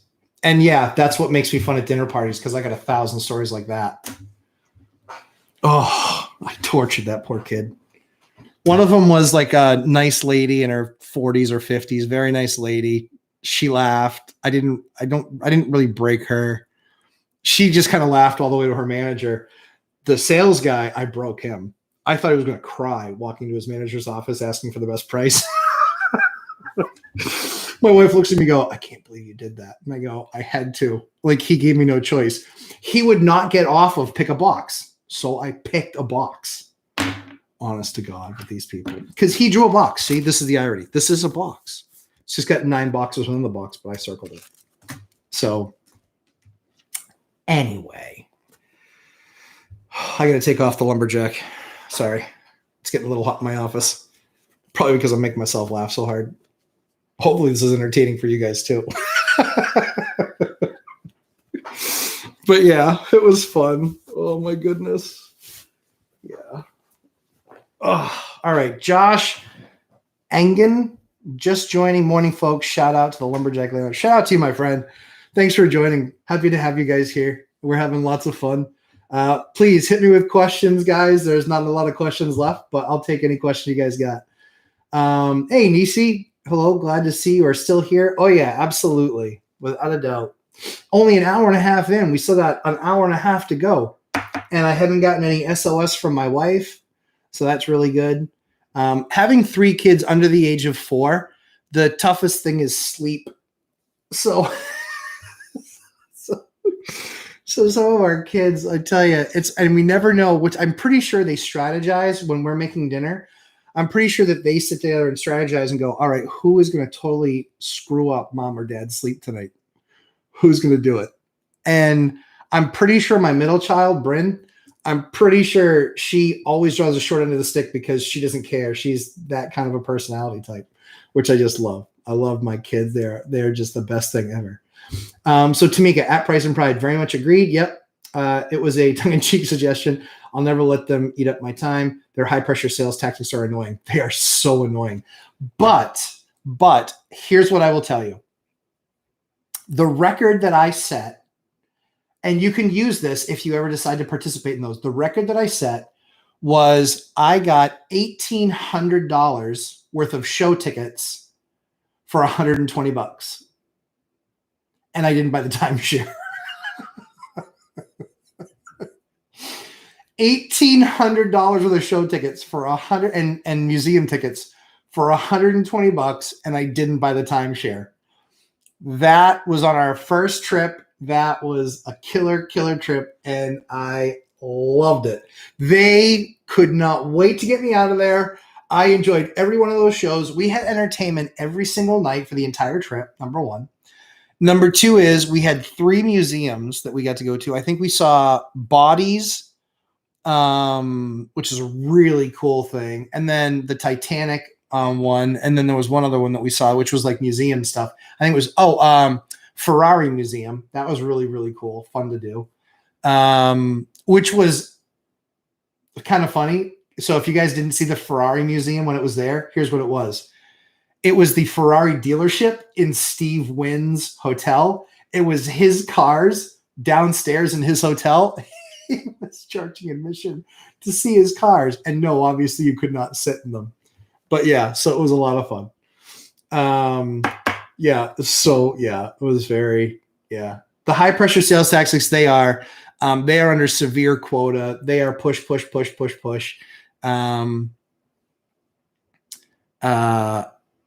I didn't want to. I try and value the other guy's time, so I recognize that I was there to waste his time, so I didn't feel bad about when he was happy to waste mine. I was happy to waste some of his when he wasn't willing to listen to me.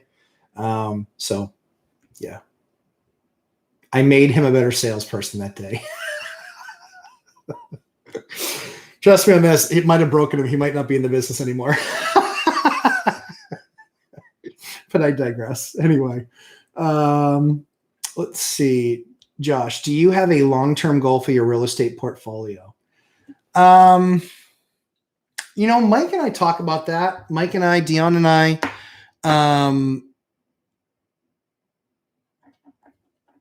Dion talks about financial freedom. He has it with the units that he owns today. He can walk, but he likes his job. Mike did walk 5 years ago. He walked at 45 years, 6 months, and 15 days for those of us keeping track. So he was 45 years old, 6 months, and 15 days old when he walked out from his software job. The big joke with us is that I always tell him that I will walk out at 45, 6, 14. I'll get it tattooed right here too. So I will probably split before then. But there's no long-term goal right now. The only goal is right now we still want to grow. We might get to a point where we don't want to grow anymore. And so right now we've got 90-ish units. So right now we got 90-ish units. I might get to 100 by the end of the year, maybe first quarter, maybe. It really depends on the deals. So the goal for us really is just understanding where we're at, making sure what we have is up, operational, running the best that it can. But also always looking at deals. I think there are deals that people are going to want to have happen before the end of the year where they haven't gotten the answer back from their accountant yet. And that stuff's going to get popped on the market and they're going to want to sell, get out of it. Hey, I need to sell. Let's get this deal done. They're going to only be able to do a cash deal. I'm going to have cash for some of that for dang sure. We're actually going through a process right now where we're going to refi some more units to just pull more cash out because I feel very comfortable with the 70% loan to value. I feel very comfortable with the cash flow, what I would call post refinance cash flow. Post refinance cash flow. So PRFC or PRCF, post refinance cash flow. Yeah. So depending on, let's see that. Yeah. Yeah, your perk. So yeah, so my PRFC, so my post refinance cash flow, if I'm comfortable with that number, it doesn't make any sense to not to lever the asset. That's just me. Because again, if the market goes down 30% and I have to sell, I'm at least not really writing that many checks to sell or that big of a check to sell. The big thing is just making sure I have my cash flow. And my cash flow, to give you an idea of how conservative, I mean, we're pretty conservative, but we've become more conservative from the perspective of what happened in with COVID. With what happened in COVID, we actually we operate with, I think 60%. I think if 60% of our tenants pay, we actually cover our nut. And at the end of the day, that's what I really cover. What I really care about is just covering that nut. And so then just having cash reserves. So that is something we definitely do. Let's see. So that's the plan, Josh. More to come. Oh, I see some more questions from you lower. I will get to those shortly. Price and pride. Everyone needs another lumberjack negotiator. Yeah. Yeah. Yep. Yeah. Oh, I tell you.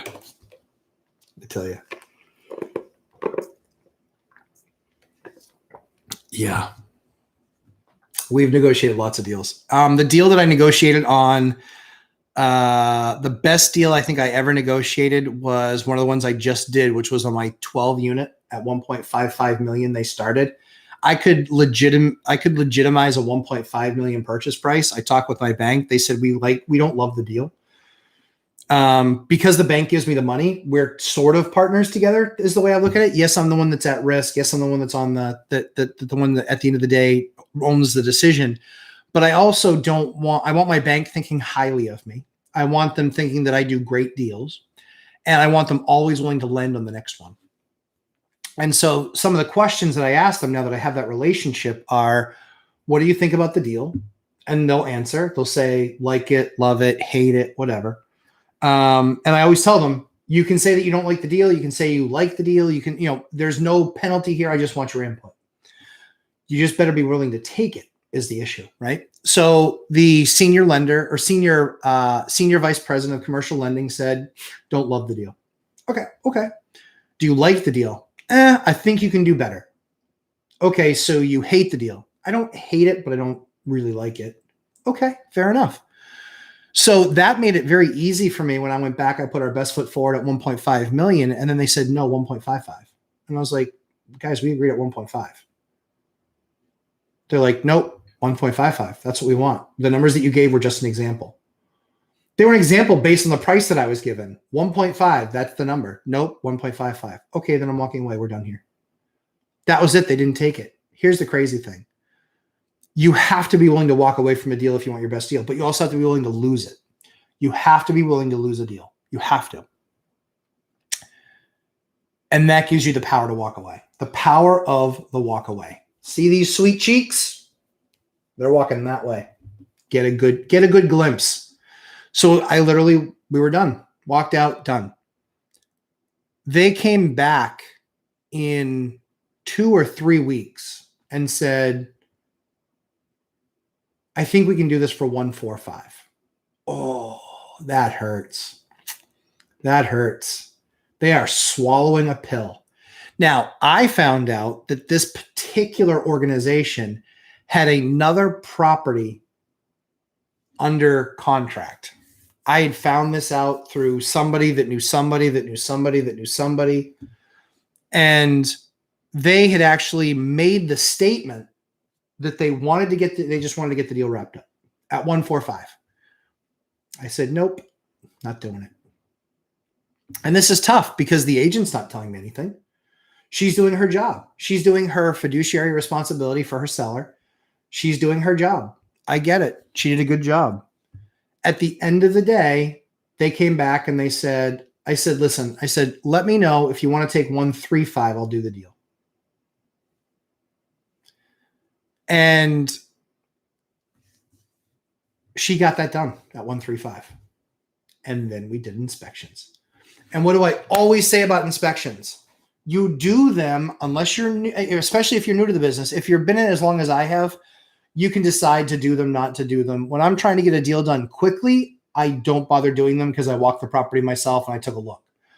If I'm working on a long stage deal like this, where it's taken months to develop and months to put together, yeah, I'll do inspections because I want to make sure that I'm being told everything and that I'm not getting shined on about anything, and that, you know, that there isn't some $100,000 problem that occurred and that's why all of a sudden they want to take this massive price reduction. So I did the inspections and we found something called a Federal Pacific breaker box. For those of you who don't know, Federal Pacific is a company that made breakers and breaker boxes, some in the 50s, mostly in the 60s, 70s, and 80s, and a little bit in the 90s. You can actually do the research online. The numbers actually show that they've had 2,800 homes that have had fires because of these breakers. So they have not been outlawed from the perspective of you can't install them new. However, you can't touch them once they're installed. The reason that they would have these issues is they had something called a stay block breaker. This stay block breaker wouldn't actually trip. So because it wouldn't, it would keep on surging, keep on surging, keep on surging, keep on surging, and eventually it would cause a fire. That's what ended up happening. So, again, all of this is available on the internet. I don't know it to be factual because I've never had them catch fire on me before. However, that's what it says on the internet, based on the research that I had seen. And so I then made the move to reach out to a couple electrical firms and say, what's it going to take me to upgrade all this stuff? And I got a couple numbers. One of them was 35,000. One of them was 40,000. Now, to me, based on what I saw, that number's a way overshoot. That was what I thought. I thought it was an overshoot. I will tell you what it ended up costing me. So I went back to the broker and said, 40 grand or I walk. I said 1.31 million. I will do the deal. But this is the deal with the breakers. And the issue is he didn't do an inspection when he bought the building just 3 years prior. That's not my problem. He would have found that issue beforehand if that had been the case. So long story short, she comes back, she goes, got it, done deal, 1.31 million. So for those of us who are keeping track, 1.55 down to 1.31. And this building, as it sits today, as constituted, will give me a 40%, over 40% return on my capital. So did I need to do it for 131? No, I like the deal at 1.5. But I was able to get down to 131. So to your point, Price and Pride, I think everyone does need a lumberjack negotiator. But thank you for saying. Eli Kolner, LMAO, thank you. I appreciate that. Glad you enjoyed the story. Tamika L, thank you. We're 9 months in now. It's a second home. Okay, out of state, conventional mortgage. Okay. We use it quite a bit, but we're now ready to service it as a rental. Okay. We'll reach out to you by email. Okay, cool. Yeah. I mean, yeah, just making sure you're meeting the terms of whatever agreement that you sign from a mortgage perspective, because here's the issue. If you don't and you get caught, it's mortgage fraud. So, you know, we've always followed those rules. We always looked at those items. That's why it took us 13 years and moved 9 times, is because we were always hitting our 1 year minimum. The only time it can differ is if the rules are different on that particular loan. But if it's an FHA, those are the rules. 1 year residency. Tamika L. Ha ha ha. They hate you. Yeah, they did. Sorry. The guy got the deal on the car. It's a win. He won. We both won at the end of the day. I got the box that I wanted and he sold a car. Cassidy Ironman. What kinds of systems do you use to keep on top of everything? How the heck do you keep track of it all? Good question. So we do, we are looking at property management softwares. However, we do, basically it's only about an hour a week on one night where my wife and I will sit down and we'll just go through, here's the bills that were for the week. Here's the rents that we received this week. We use that full hour on the first week of the month because that's rents. On the second, third, and fourth week of the month, it's much, much less. And we just talk about the expenses. It was, we literally just look at the credit card that's for the business. And because it doesn't give you enough detail, we'll just say, yeah, this was for this property. This was the amount. This was for this property. Makes it very easy. And that's just 1 hour. So that's how we stay on top of it. Yeah, just 1 hour. 1 hour. And then for other stuff, and then just the only other thing that she does that I don't do, I'm usually the person to write out the check to the contractor because I know I've gone and looked at the work when they finished it. So when I show up, I see the work, I write them a check and I hand it to them. And so she'll just go through at the end of the month, she'll go through all the checks that were written and then just enter them into the ledger on the appropriate properties. That's what she does. That's how she manages it. And that probably takes her probably about an hour a month because I just write what it was for in the memo line. So she just goes through. And so I think last month, we wrote probably 20 or 25 checks. So she can literally just print off the report. Here's all the checks that we had. And she just goes through and enters them in and checks them off. We could do it like QuickBooks or something like that. I suppose we could do that, but we still like the manual touch and making sure just from a process perspective.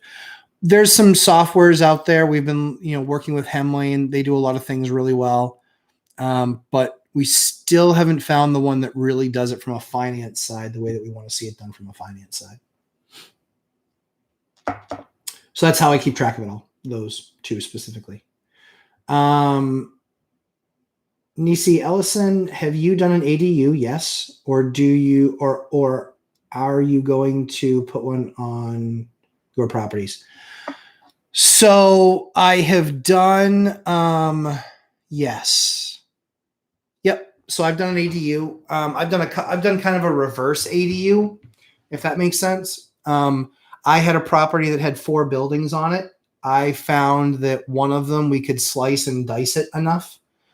And so I did. I sliced it and I diced it. And I was able to get a single family home detached from the lot of land that I had. And that came out great, worked great. So that deal absolutely crushed it for me.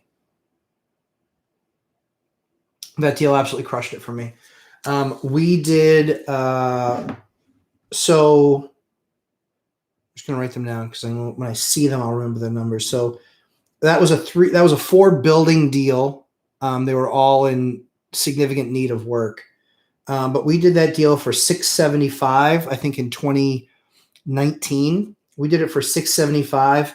I painted all 4 buildings. I put in 7 new heating systems.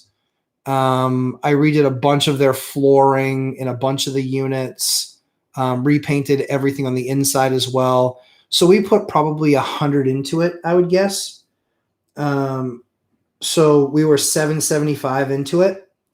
I had one of the houses that was a separate lot. I actually took, or that I needed to make a separate lot. So I brought it to a surveying company and they went through the steps. That cost me about $7,000 to have them do all that work. So I was into it for 782. We got the city approval to subdivide that lot off. So now it was a single family home standing on its own. So then I had that one single family, and then I had 8 units, which was basically a bungalow, a 4, and a 3. So I had the 8 units.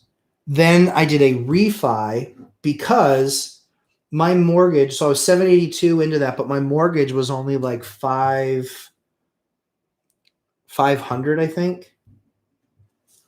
So what I did was I had the single family home and the 8 units. I had the 8 units refinanced. So I had to pay for an appraisal because it was a commercial, it was $4,000, $4,200.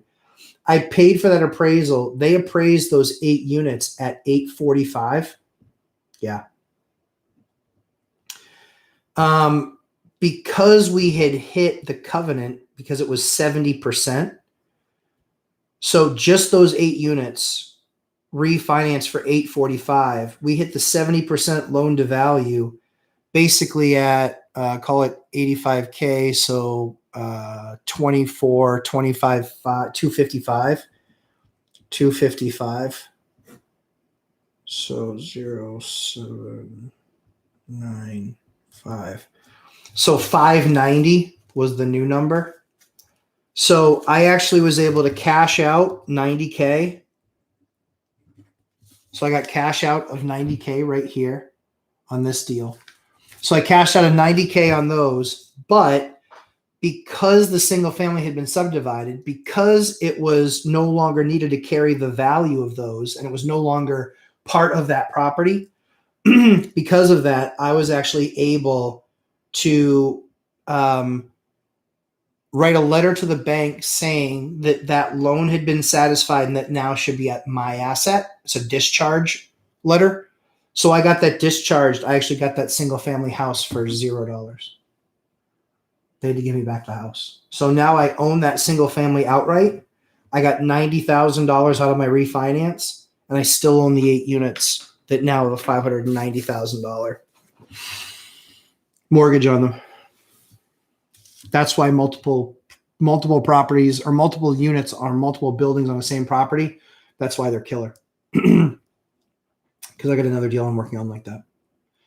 So that's kind of the reverse of it. But yeah, ADUs, absolutely. So I had to go through the same exact process as an ADU because I had to get the lot subdivided. I had to make sure that it, passed the muster for the city, all the other stuff. It was just an existing structure versus building a new structure. So yeah, that's actually that's probably one of my sexiest deals ever.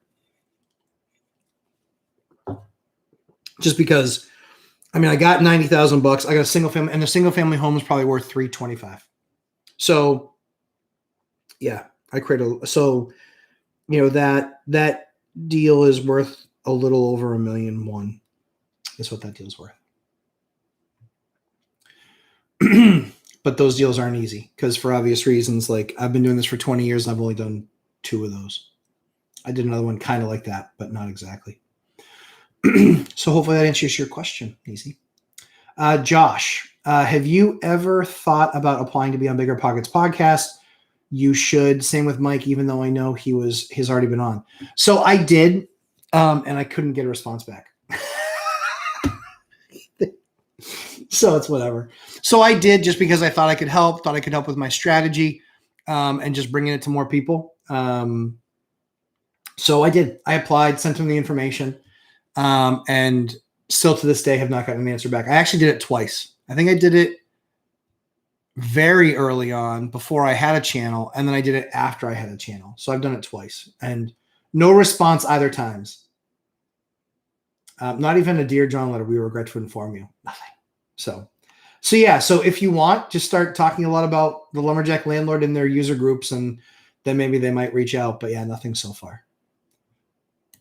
But thank you for asking. Crimson Knight. So closing on Friday in Manchester. Seller hasn't kicked anyone out yet. I think this is okay, as I have until January 19th. Neither want to leave because they are already under market in a great area. Okay, that's good. That's good.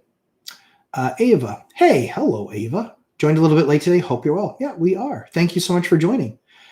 Since the use of trusts came up, have you ever used land trusts? Do you have an opinion about them? So I haven't used land trusts. I don't have an opinion about them, but I know that they're huge in like Detroit. Detroit, the city did a bunch of land trusts. And so you could actually buy land trusts from the city of Detroit for like these completely like blown up, dilapidated homes. There were some land trusts that would literally sell for $1,000, $2,000, $3,000. And then you would just be responsible for rehabbing it, bringing the house back up to code, restoring everything, blah, blah, blah. So, so I don't have an informed opinion on them. I only know of what happened in that particular market with those land trusts, and that you could buy them super, super, super cheap. Eli Kolner, have you sold properties? If so, what was the calculus? Very good question, Eli. Very good question. Yeah, I've sold 3 this year. I sold 3 deals this year. The calculation was on 2 of them was they were both, so 2 of them were single family homes. Our affordability index for my area was like a 7. It was horrible. Everything was going way over ask. It was in the frenzy of things. And for me, I didn't make enough money on the buildings to merit keeping them. I would much rather get the cash out of them. I'd own them as assets for, more than a couple of years. And so it just made sense to sell. In fact, we do more than, no, we did 2. So yeah. So 1 single family.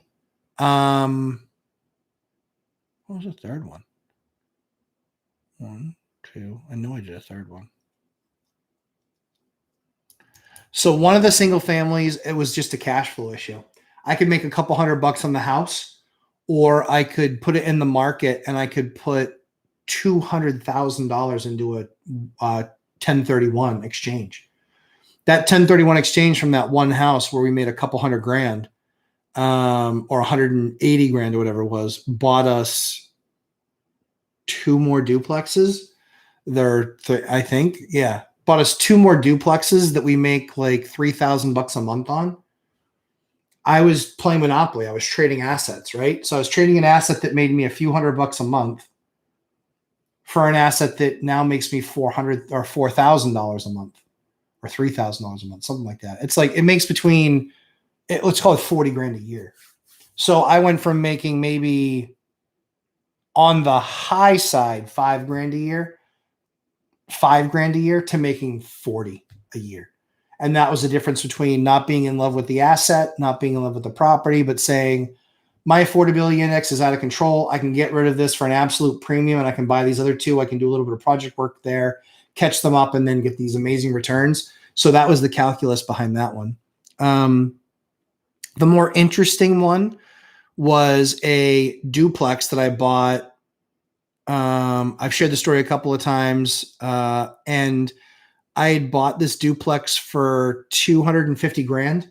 This was one that hit the market, and I was like, we need to buy that property right away. I said to the broker, that was a midnight exchange of text messages. We were in at 10 in the morning. We had a written offer by 11. They accepted it by 5 o'clock that night, which was a full price offer. I wanted to get it before it started getting frenzied because that thing would have sold for $50,000 over easy. They took the number. I was thrilled. We walked, bought the deal. I then put $75,000 into it. So I was into it for about 3.25. Some comps in that market had sold right around the time when we were planning on putting it on the market. So I ran the numbers, and the thing was worth, I think did we have $550 for that? It was worth $550 all day long. $550. So a contractor buddy of mine said, hey, I want to get some rental properties. what do you think about even this one? And I was like, this one will cash flow. You'll make tons of money. He did. He made tons of money. So I sold it for $550. So I made $2.25 because I did it off market. So all we had was transfer costs. So $550. I did it for $3.25. I think after all my expenses were said and done, I want to say I was, I don't know, $215. I think I made on that deal. But again, 1031 exchange. So I didn't see that money. I actually took that money and reinvested it right away. And I think that bought me 3 new buildings. But even on his nut, because I think he was, we got $3,250. We rented out one side for, rented out another side for $1,900. So yeah, so $5,150. So he's making like $1,500 a month on that property because the taxes are kind of high, but he's making $1,500 a month on that property. So I gave him a great deal from a cash flow perspective because he'll make 18 grand on that. For me, I cashed out. I got my $200 and something thousand, and I bought 3 more. And he's making 15, but the 3 more that I used that money for that I bought, making crazy money. Actually, that reminds me, I got to do that $1 Million Challenge video. It's time to update that. $1 Million Challenge. Check it out on my channel. We did 2 videos on it.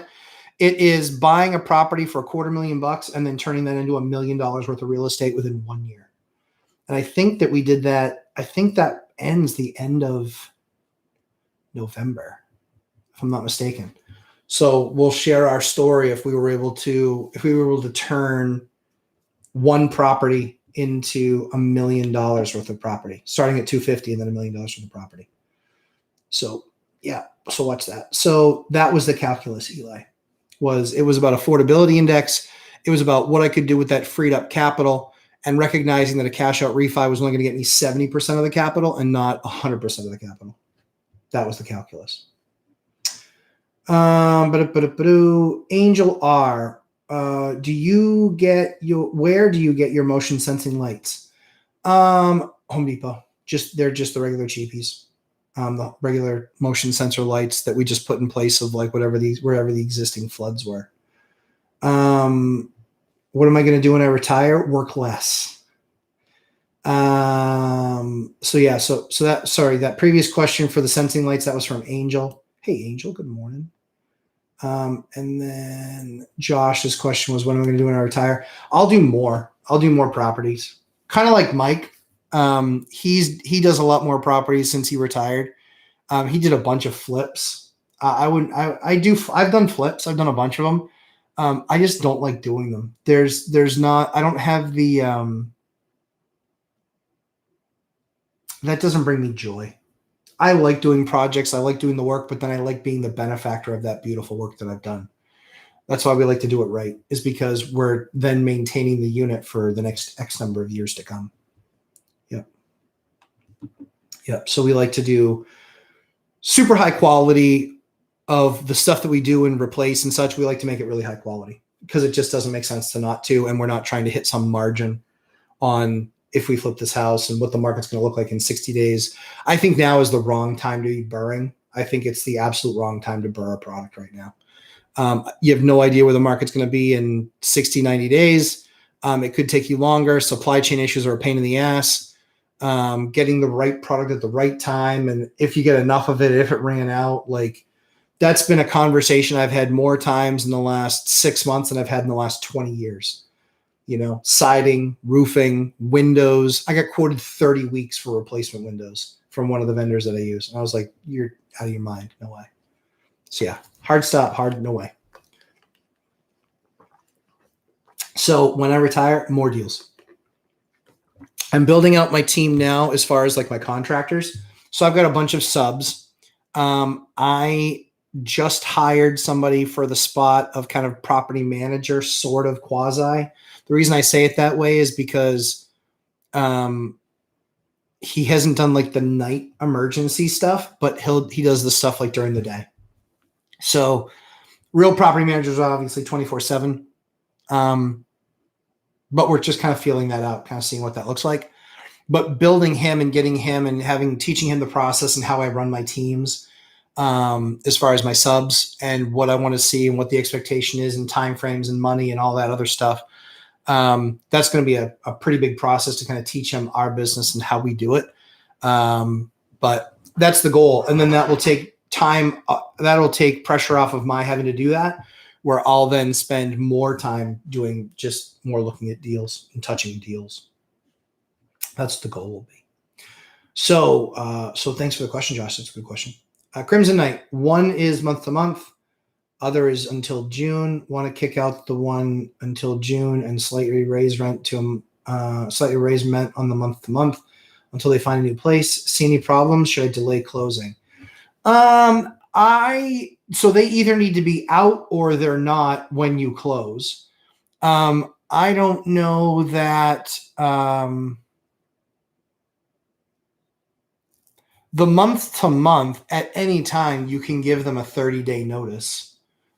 Or a 60-day renovation notice. That's the better one. And then you can give, I don't remember how that 60-day works when they have a lease. I know that on a month to month or a tenant at will, that you can give them 30 or 60 days, and that 60 days that they have to vacate, because you can give them that notice. So I don't know. I mean, if it's a good deal, I don't know that I would be delaying closing, but again, you would have to do that. You would have to figure that piece out. But yeah, I mean, tenant at will, you can get rid of in 30 or 60 days. The lease is more of a problem. Usually the only place that can do that is that the existing landlord can notify them that the lease is being, or that the building is being sold. But if they haven't gotten out of them and you're closing in January, I think you said. So yeah, sometimes you just have to kind of take the headache of the existing tenant because you want it to be amicable and you don't want them to create a bunch of damage on their way out the door. So a lot of times I'll even let those folks stay. If it's month to month, I give them 60 days instead of 30. If it's a lease, I have the conversation with them and just say, hey, here's the option. We're going to rehab the unit.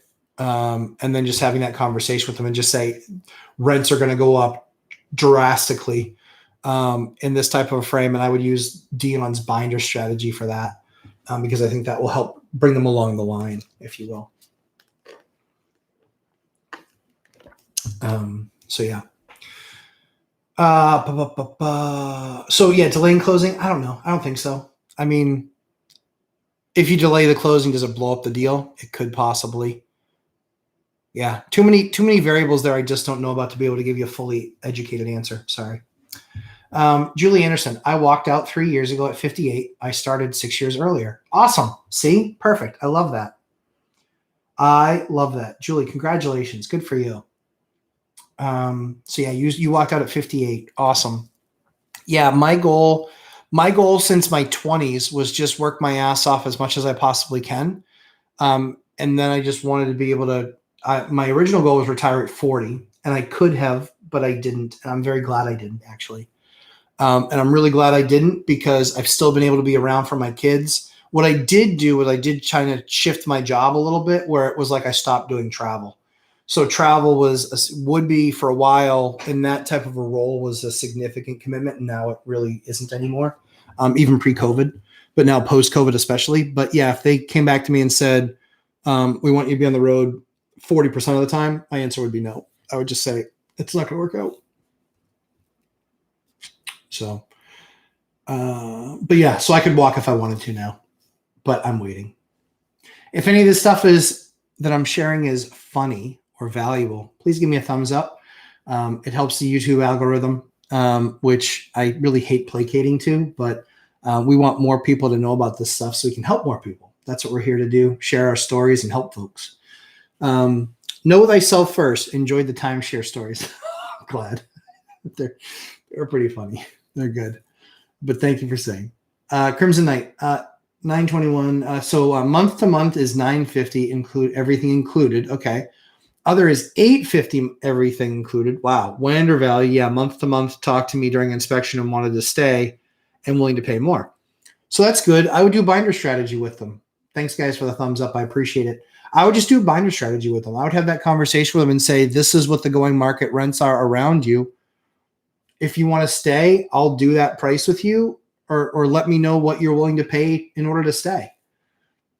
That's what I would say. What are you willing to pay in order to stay? And when they see the proof of the other stuff around them, just be prepared. They might go out and look and they might find a better deal, and then they might be giving you 30 days notice. But based on what you said to me earlier in the string, it sounds like that's what you want anyway.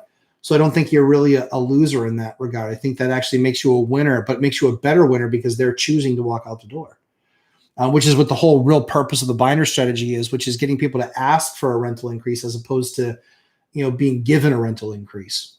So I think that I love that about Dion's strategy. I think it's spectacular.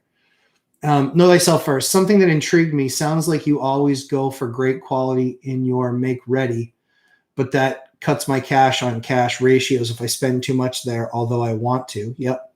Make it great quality since I'm holding for the long term. Yeah. So I think that, so I'll share a little bit more in depth with that. So the reason that we also do it that way is it doesn't cost me any more money to install $4 a square foot flooring as it does to install $2 a square foot flooring. The only difference is the $4 a square foot flooring usually will last significantly longer, have less damage, and not look cheap over time. So when we talk about that quality, when you look at a typical house, right? So, or a typical, unit that we have might be a 700 square foot unit, 800 square foot unit.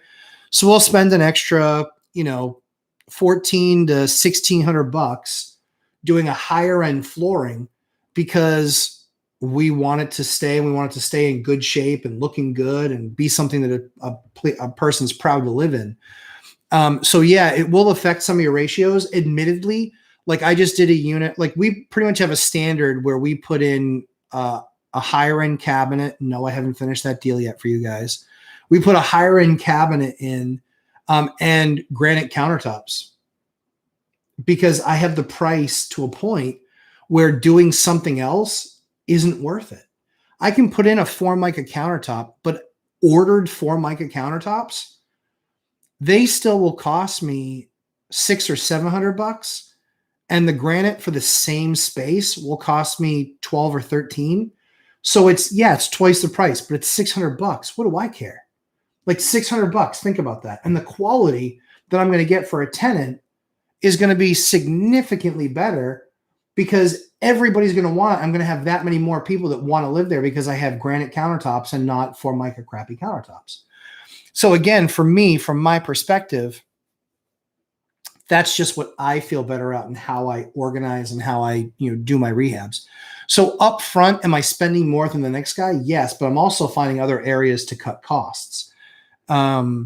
Like buying lights in bulk. We don't do can lights anymore. Even when we expose the holes or even when we expose the ceilings, we'll do those pancake lights. You can find those pancake lights as little as, $750 per light. So we use the 5,000 lumen pancake lights that you just bend the arms in, drop them up in, but you have a wire harness that went to and you click in. We do that stuff all the time. So now it used to cost me $7 or $8 for a can. Then it would cost me $7 or $8 for the insert. And then it would cost, the electrician all the time to do that was the same time as it would actually less to just leave a wire whip, what's called a whip, leave a whip up there in the ceiling.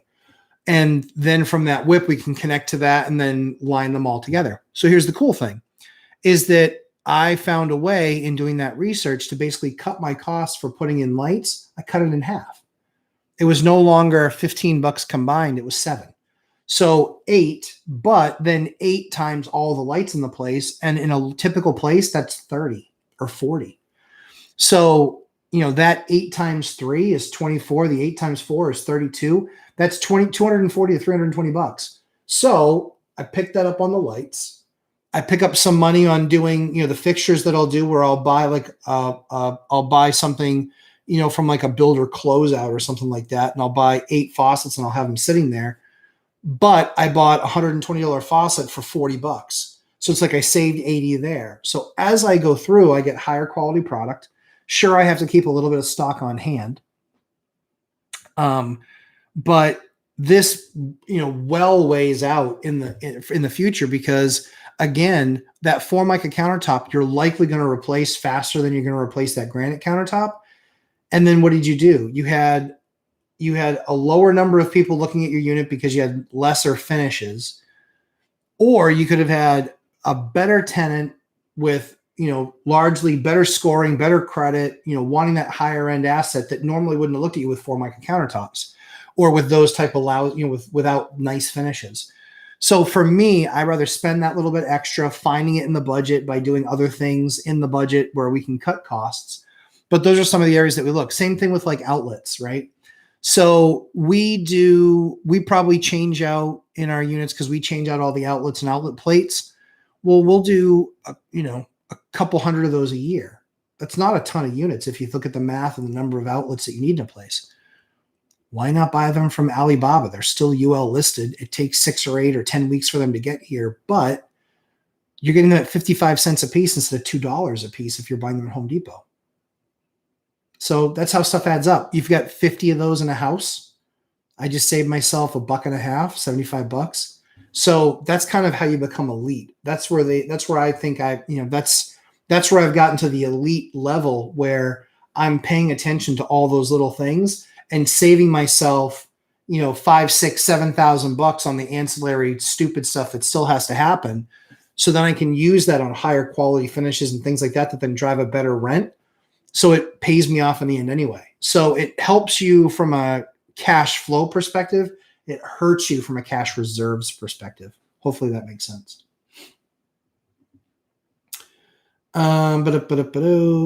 Let's see. Tamika L. Exactly. We always follow occupancy rules. Yeah, you gotta, it's not worth the risk of not doing that. Theo B, do you use the same paint scheme in all your rental properties? What about countertops? I think I just covered that. Yeah, so we use Stone Harbor Gray from Benjamin Moore. That's what all of our units get painted without exception. And then we use something called Fantasy Brown, and that the stone varies greatly. And so we'll do Fantasy Brown in all of our units. Where it varies greatly is you can get a lot of gray, a lot of brown. If you look at 2 Whittier Falls Way. Oh, and Tamika, this is for you too. 2 Whittier Falls Way. That will show you the level of excavation work that we've done in the past. But look at the kitchen pictures there on 2 Whittier Falls Way. Look at the kitchen pictures there. And then Tamika, you can look at the landscaping stuff that we did there. That was a heavy slope all the way down to the river. And what we did was we basically cut in, and that drastically changed the layout of the backyard, and made it very, very, very usable. So take a look at that, and I think you'll love what we did there. And that wasn't hugely crazy expensive. Nisi, thanks for that info. You're very welcome. Ninja Vanish 24/7. I like that. Do you always use the same company for 1031 exchanges? Really good question. So we, for the longest time, we used IPX Exchange. And then they turned into a little bit of a factory, in my opinion. I didn't really like the customer service that I was getting. And so we changed over to a company out of Vermont and New Hampshire, but they do them nationally. He's actually set up to be a guest on my channel in the next couple of weeks, where they talk about the 4 different kinds of 1031 exchanges. I bet you didn't know there were 4 different kinds, but there are, and they're awesome.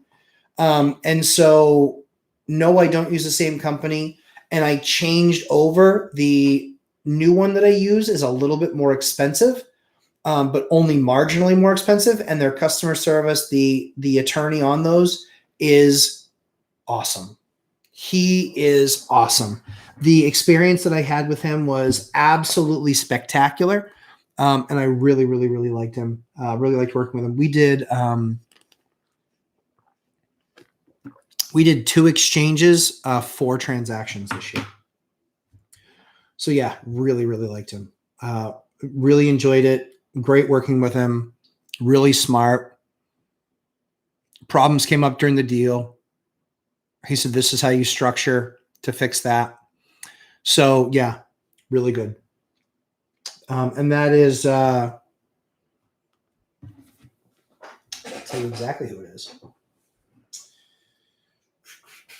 His name is Chris Brown.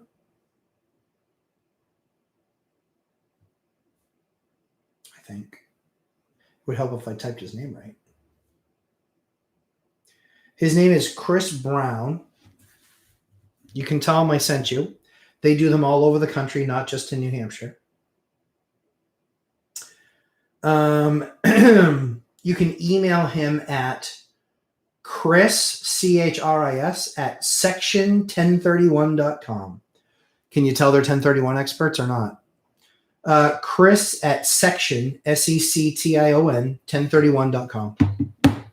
Yep. So he's awesome. He's awesome. Make sure you tell him Matt Hawkins or the Lumberjack Landlord sent you. He will take care of you.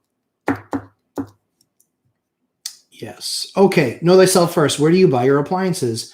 That is a very, very good question. I would love to tell you. And the reason I'm so excited to tell you is it gives me an opportunity to call out a total crap vendor. So here's where I no longer buy my appliances. I no longer buy my appliances from Lowe's because they suck, because their customer service sucks, because their management sucks, because they don't help you ever. They suck.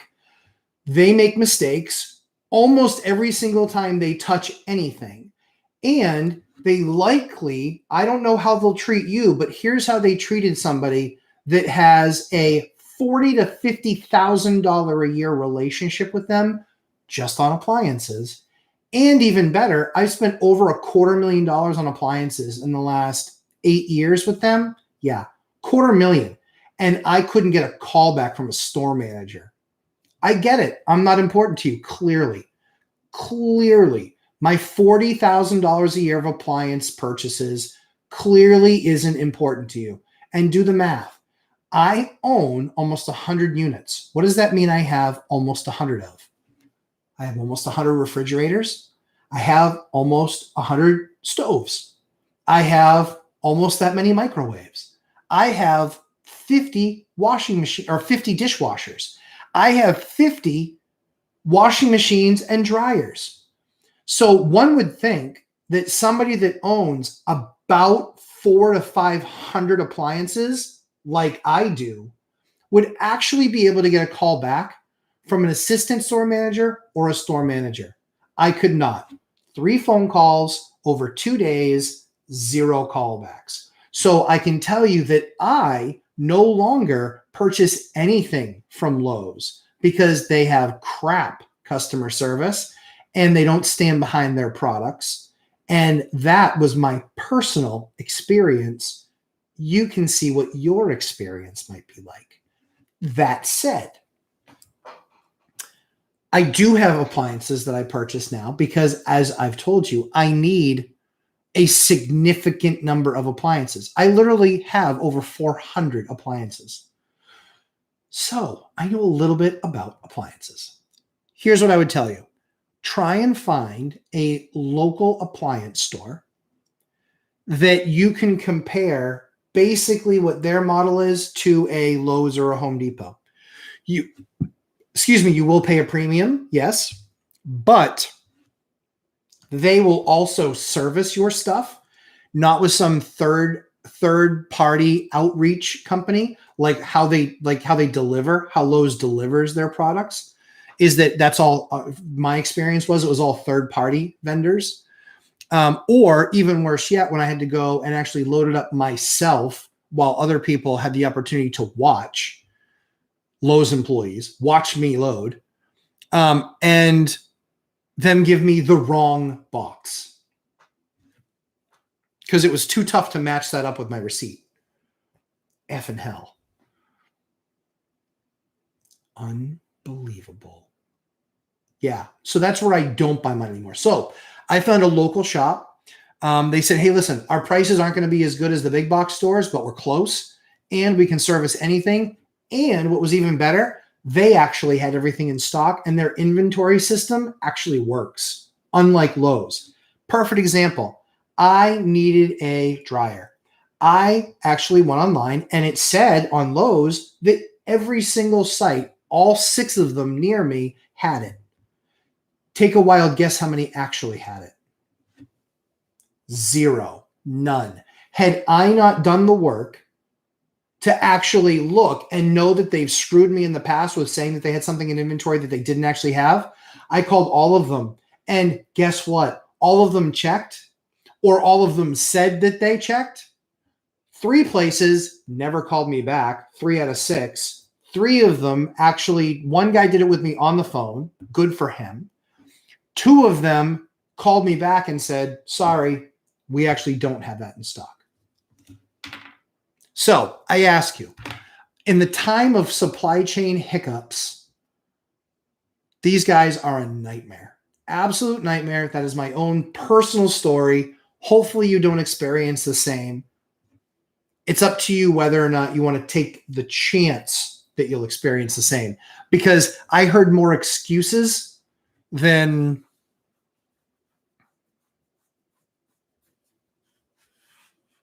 it's a big number. It's a big number.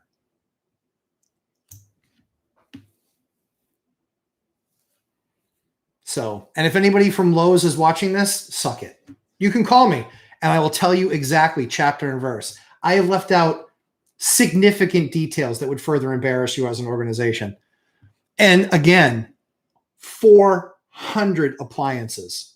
Yeah, suck it. I'll keep my business local with local guys that actually care. These guys actually care. Follow up. Hey, how'd the delivery go? Not some email. Hey, how'd the delivery go? Rate us on your experience. You know why they're doing that? Because they outsourced it.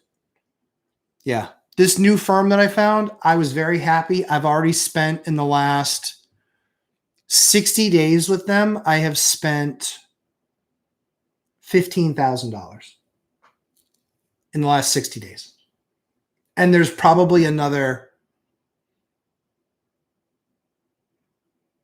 20 or 30 coming in the next 90. Could have been Lowe's. Guess not. Suck it, Lowe's. So, know thyself first. That's where I buy them.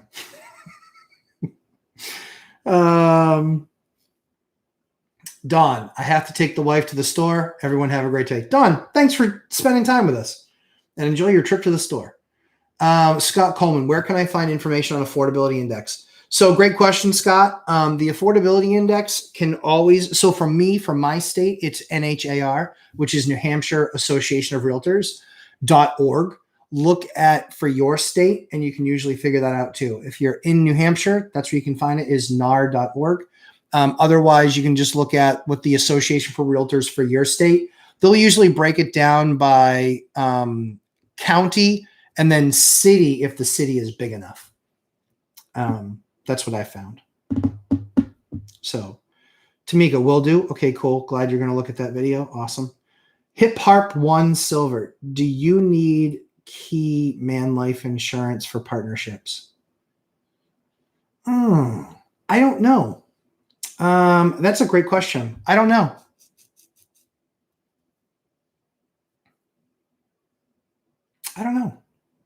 Not sure, Hip Harp. I only talk about things I know, and you can always ask, but I don't know that one. I don't have any partnerships. The only thing that I have is a trust, and all of my properties are in my trust, and my wife and I are both trustees. So that's the only thing that I have. And so we just have normal insurance stuff. Tamika L just took a quick peek. Oh, cool. It's beautiful. Love how you incorporated the rock padding and walkways. Oh, thanks very much. Appreciate that. Yeah, that was a fun project, but that was, you don't have to go to that extreme, but that was a really easy job. So you can do the retaining wall, typically 3.5 feet tall. You can do a fence up on the top, and then those steps down to like a lower section.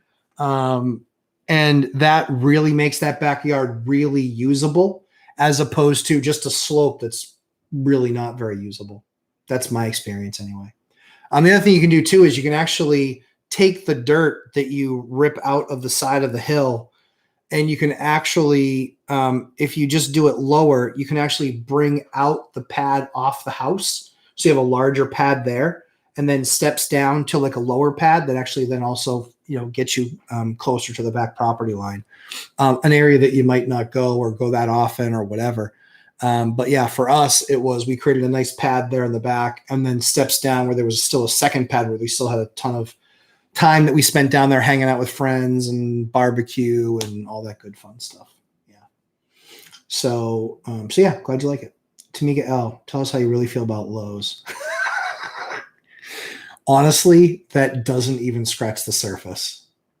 That doesn't even scratch the surface. The amount of my time that company has single-handedly wasted, the amount of my money that they have absolutely not honored their own product warranties on, blow your mind. It would absolutely blow your mind. Blow your mind. Yeah, would blow your mind. They as a customer, I mean, I can't imagine a normal customer that spends a couple $1,000 a year there. They don't give two rips, because how can you give two rips about that guy when you don't care about a guy who's spending 40 grand a year with you on appliances? And we used to buy a lot of other stuff there too. We used to buy a ton of tile there. We never really bought much tools. We used to buy a lot of electrical supplies there. And lawn equipment, lawn and yard equipment stuff. Yep. Horrible. Tamika L, after this rant, I just might call you back. Haha, love it. I doubt it. I totally doubt it, which is too bad, because I just wanted to call back. And they didn't respect us enough, respect our business enough to call us back. So yeah, I used to have somebody there that salesperson was amazing in the appliance department. He would always take care of me if there was an issue with shipping, or he would give me a heads up and say, you know what, I called the warehouse. Inventory's wrong. They don't actually have it. Like all of this sort of stuff, because he wanted to sell appliances and he was in charge of the department and he was amazing. And since he left, they've been garbage. It's a clock puncher's job. They're going in, punching the clock. Doesn't matter how many appliances they sell. Doesn't matter. He's in, he's out, he's done. Doesn't care. Whatever. All right, fine. You don't care. I don't care. I'll go to somebody. I would rather do some business with somebody local anyway. The only reason I was going there was because I was doing so much volume that it made an appreciable difference price-wise. But now seeing the level of service I got and working with the other small store, I said, listen, you can make less margin on me, but I can help you move that much more product. We're just willing to do that now. And they were willing to do it too. So yeah. And so Tamika says, yes, always go local if possible. It's good stimulus for your local economy. It is. The other thing too is that, it's not, keep in mind too, that if these stores, these big box stores, if they aren't making money and they aren't selling product, they close too. And that would be hundreds of jobs. So they help the local economy as well. So it's not as cut and dry as, small helps the economy and big doesn't. Big still helps because they're employing a bunch of people there. So I recognize that. But I think, being the manager of one of those stores, I'm sure you get a decent amount of complaints, especially if the experience is anything like mine. But yeah, your job is, in any sort of a management job like that, is to ensure that you're doing things the right way and creating process that gives you the outcome of success. And I can speak to this because I've actually run very large organizations. So yeah, not just a ninth grade dropout. Although I am a ninth grade dropout. Jeremy Kirkwood, if you buy them together and are on title, you should be okay. Open an account together and insure a house together. That's my suggestion. Currently working on a partnership agreement.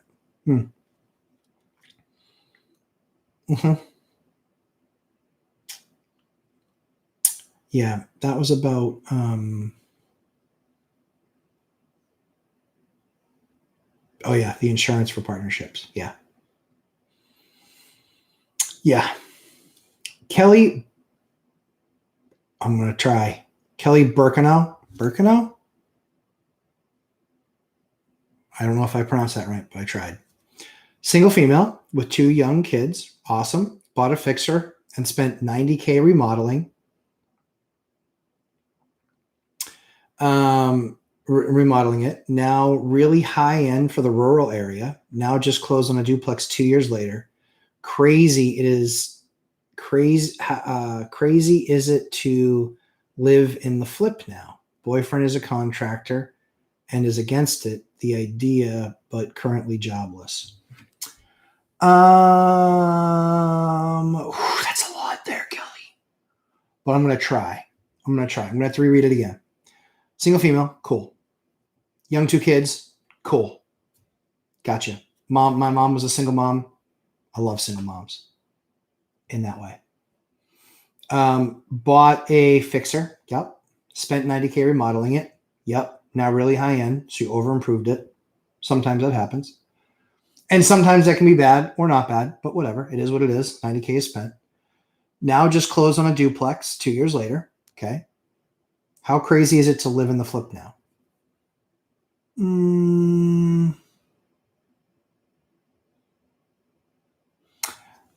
I think it comes down to the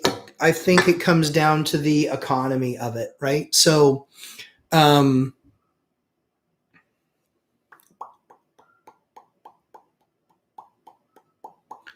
you rent the current high-end home near a hospital for cash flow? I would do 2 things. One, call the hospital. Find out if they have relocation services. Number 1.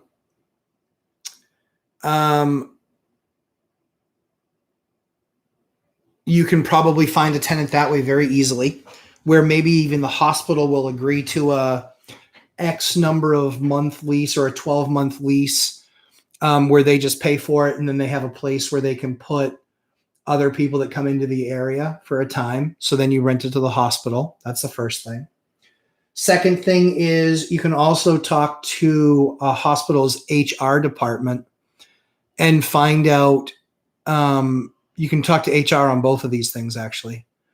So there is a person that handles their rentals there. Then there's also somebody that will handle what's called visiting nurses. And their budgets are usually pretty high. If they're providing housing for somebody, I had a visiting nurse that was getting a $2,200 a month allowance for a unit. So I don't know what your rents are, but so I would talk to a hospital. So I would talk to that close hospital, and I would talk to them about relocation. And I would also talk and for rent, hey, give people a place to move into where they can be looking for a house for 4 months, because it's going to take them 60 days to close anyway. So yeah, talk about renting into the hospital, talk about visiting nurses. I would do those 2 things. I would also look at Air DNA. Look at that to see what the monthly rent or the nightly rate would be for a place like that. If it's really high end, but in a rural area, that's got something cool to it, or a place where people want to get away, I would look at that. So I would look at those options. My belief is if I were in your shoes, I would move into the duplex. That's what I would do. Boyfriend is a contractor and is against the idea, but currently jobless. Yeah. That's a value deal for me. So if you can get any sort of return on the property that you redid, get it to a tenant that, again, for me, I would be, if I were in your shoes based on what you shared with me, I would move into the duplex. I'd move into the duplex, then you rehab one side while you're living in maybe the other side, or maybe you rehab one side while you're living in your house existing, and then move into it. But that way you can buy it. So you just close on an owner-occupied or just close on a duplex 2 years later. Did you get owner-occ loan on it? I mean, you can sell your primary residence, that really nice one. You can sell that for up to a $250,000 gain as a single person and not pay any taxes on that gain. If you wanted to sell it, you can also hold on to it and rent it out.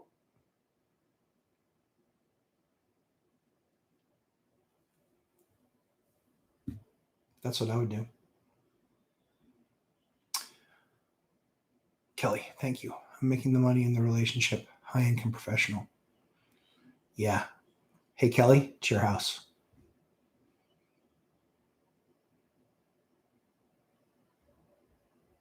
Yeah. And if you wouldn't make what you would put into it, I would rent it. Make back, you mean, if you sold it, or are you talking about renting it out, you couldn't cover your nut?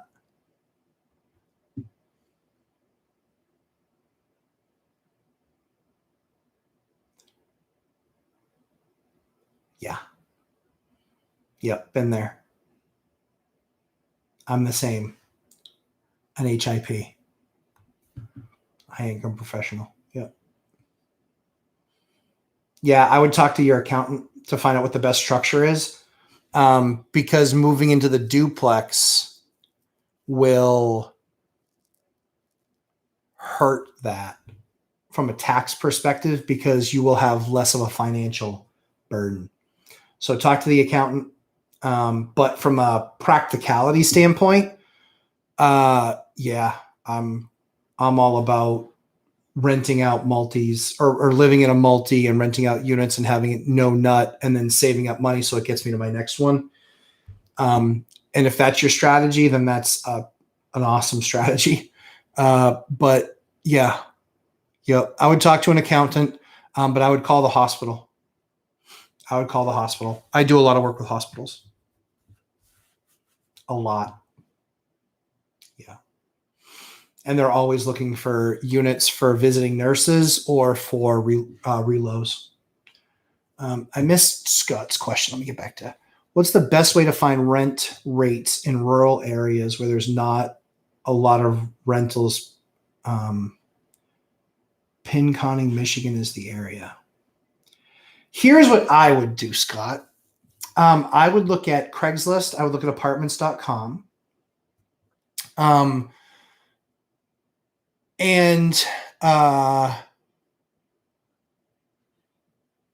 you looked? So Scott, have you looked at Craigslist and apartments.com? Have you looked at those two? Tell me the answer and I'll tell you the next step. Heather. Hey, Heather McIver. Good to see you from Alaska. Heather joins us from Alaska, everybody. Just getting caught up to double speed. Can always tell when you're getting excited, double speed gets too fast. Yeah, it does. Yep.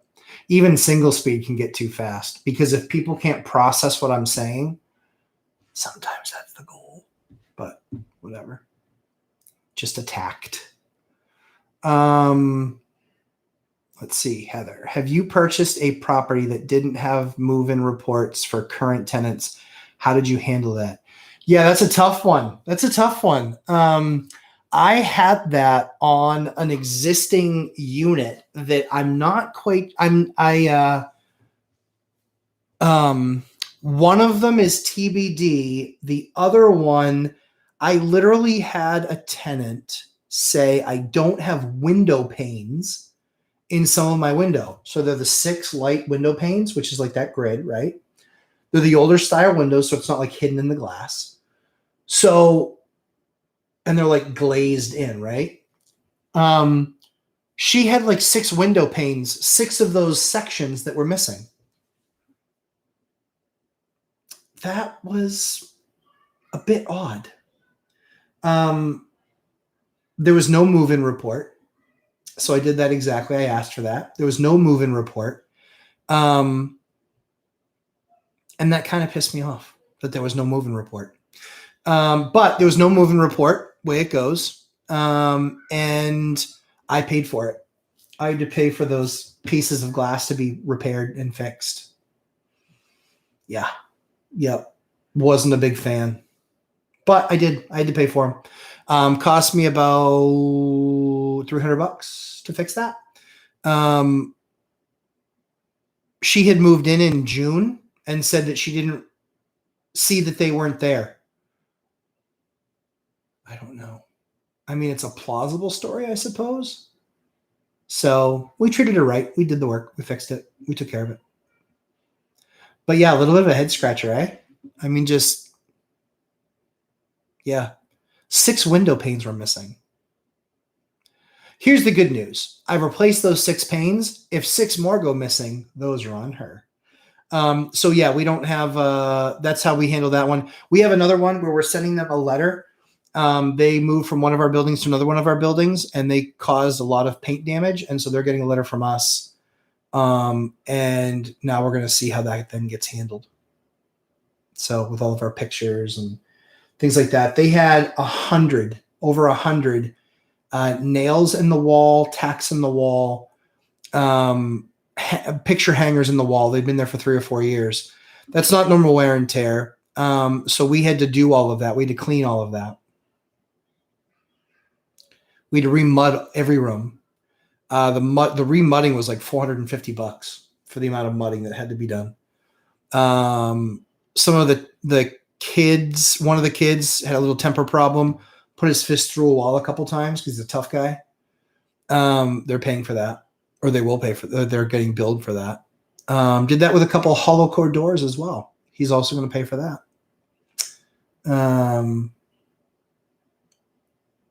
So yeah, so I don't have a condition report when they moved in on that one, but I will find out.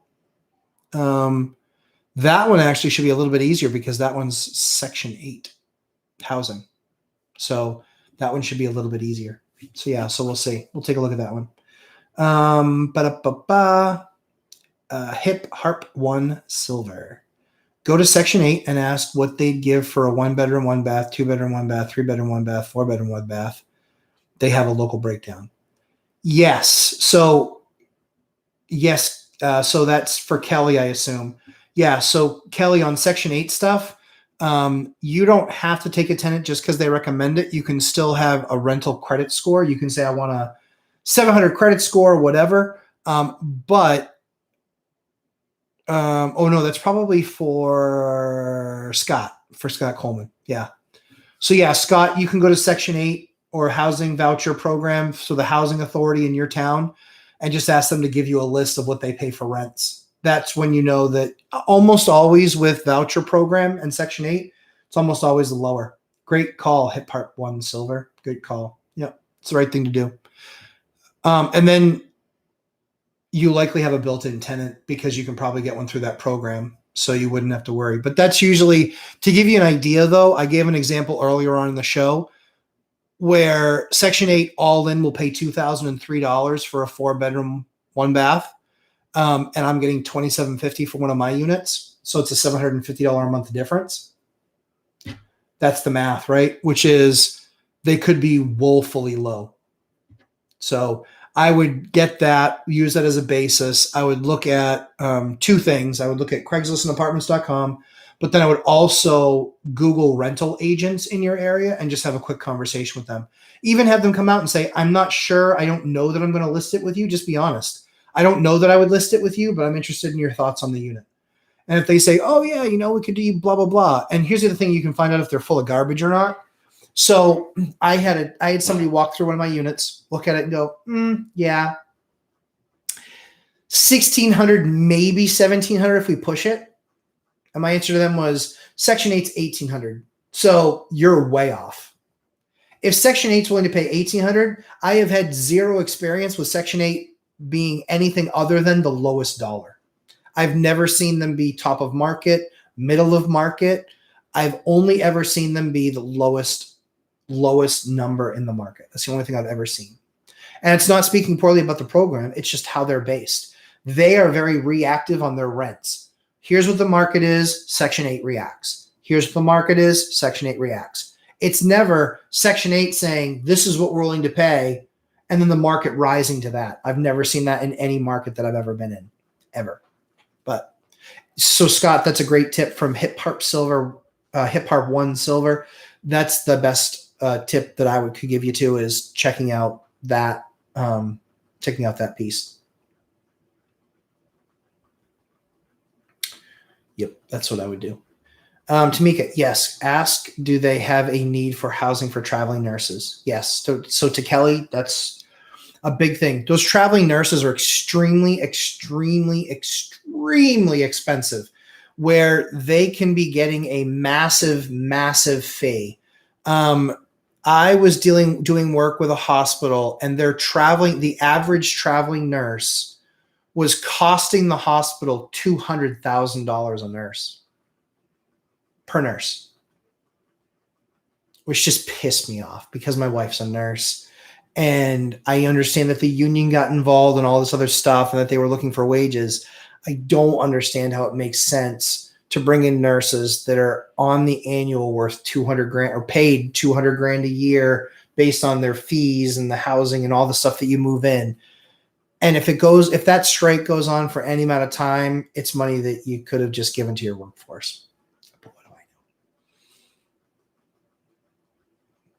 I know a lot, actually. I work in healthcare, so for what it's worth. Heather McIver, should I do reports now that we own it so that we have proof of anything? Yeah, for sure. Yep. Yeah, definitely. Yep, definitely. 100%. I would do a report now. Yep, I definitely would. Yep. We went through and we did that. So here's how we did it. Here's a creative way that we did it.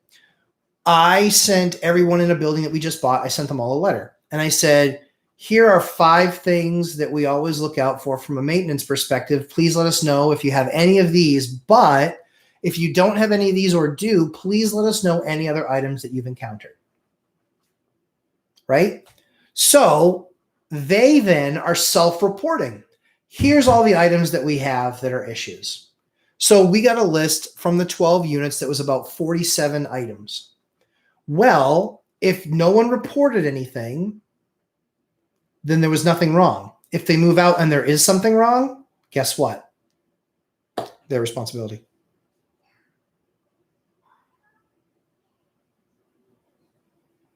Tamika L, not sure where Kelly is located, but if she's near a military installation, that's another great option for tenants as well. Totally is. I love renting to armed forces, excuse me. Love renting to them. Love it, love it, love it. Love them as tenants. Love them, largely speaking, as people. You're willing to put your life on the line for my freedom? Yeah, I'm going to rent you a nice unit and treat you right. REI trainer, that is genius. Thanks for the tip on self-reporting. You're welcome. We have some of those. And don't worry, I'm not going to George Costanza and walk off stage with, leaving you at the top. Yeah, that's worked out really, really well for us. Because then when they move out, then they're like, oh, well, there was always all this stuff was wrong. That was wrong when I moved into it 3 years ago. Really? We sent you a letter within a week of buying the property and you reported 0. But now all these things are issues? Nah, sorry. Then if you didn't have enough time for me then, I don't have enough time for you now. You're going to have to pay for these things to get repaired, because unless you can prove that they were an issue before, but largely speaking, when you take over from a slumlord, the last thing that they have is a condition report. This guy was such a scumbag that owned this building. So we've just treated people right and just made the list of 47 things. I think we're over 30 now that we've repaired. So I'm very excited for that. We have a big repair tomorrow that's actually makes things, gets us right with Section 8. So we should be good. Heather McIver, we did a letter. Yep. Didn't get responses, but one of the tenants ran into me the other day and was asking about some things the old landlord was going to replace. Yeah. I mean, depends on what those going to replace things are, right? Like, are they an upgrade, like quality improvement type of thing? Is it clearly something that needs maintenance and repair? We had one tenant that told us, I've been sending a message to the landlord for the last 2 months. I have 2 young kids and I have a refrigerator that 3 times in the last 60 days has stopped working. My food spoiled. I emailed him, got nothing back. And so she sent me, I said, send me the picture of the tag on the fridge. And I'll do my research. I look at the tag on the fridge. I do some research. The fridge is 15 years old and it was a crappy brand then. So I just said to her, I said, okay, sounds good. Here's what we're going to do. We're going to replace your fridge. I replaced the fridge.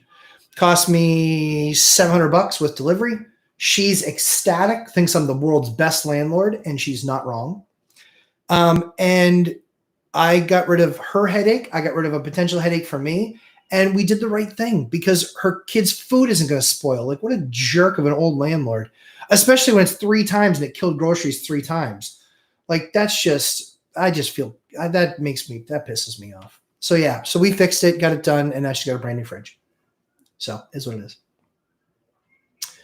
Heather McIver. I told her we could get together and go over things.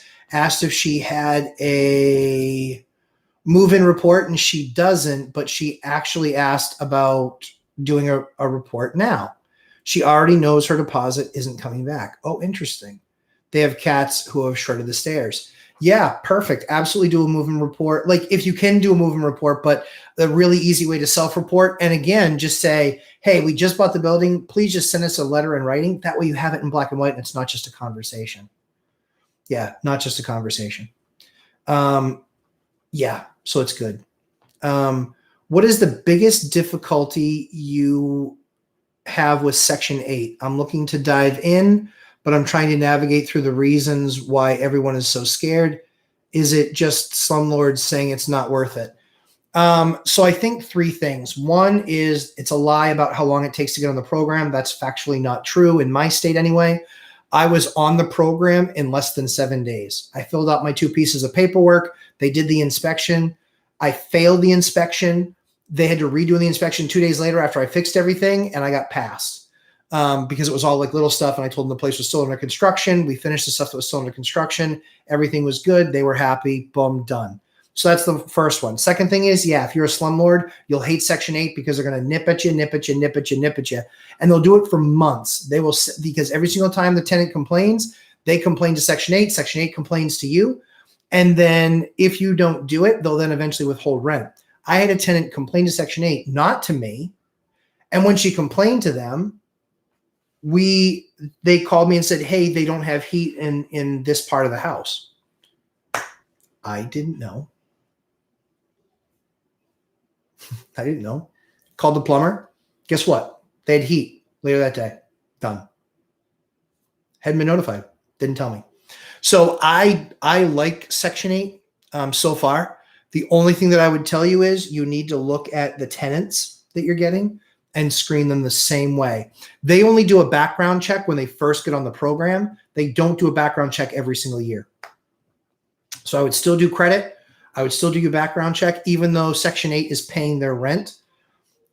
If there's damages and Section 8 throws them out of the program, guess what that means? You get stuck with the bill. And if they have bad credit and can't pay it back, or have bad credit and don't care if you further ruin it, you're SOL. You're done. So that's what I would tell you, REI trainer. Eli Kolner, love renting to armed services, automatic no-brainer. It is. So I have a story real briefly about that. We had rented to, there is a base near us. We had rented 3 guys. One of them ended up getting in trouble, get tossed out of the program. And he was made to move based on their rules, not my lease. Based on their rules, he was made to move and still pay rent until they finished, until they found another place to take found another person to take his place. He got tossed out. I tell you, that was a little bit of a butt pucker moment, taking a call from a colonel. Rank, not popcorn. Wouldn't be intimidated by popcorn calling me, but real colonel, I was. Yep. I'm a fairly tough guy, but just the way he spoke, I was like, ooh, yeah, you're a serious dude.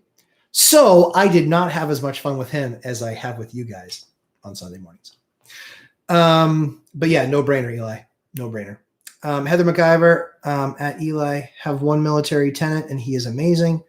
We are right by a base. Yep. I will do Dion's trick of advertising on base first for any units that open up. Absolutely. Guys, we need to be taking care of our service members. We must. And base housing sometimes, a lot of times, sucks. And I want to give them an alternative. So I absolutely love base guys. I will help them in any way that I possibly can. And we will do the right thing by them. So yeah, if you are anywhere near a base and you can do military housing, you should be doing it.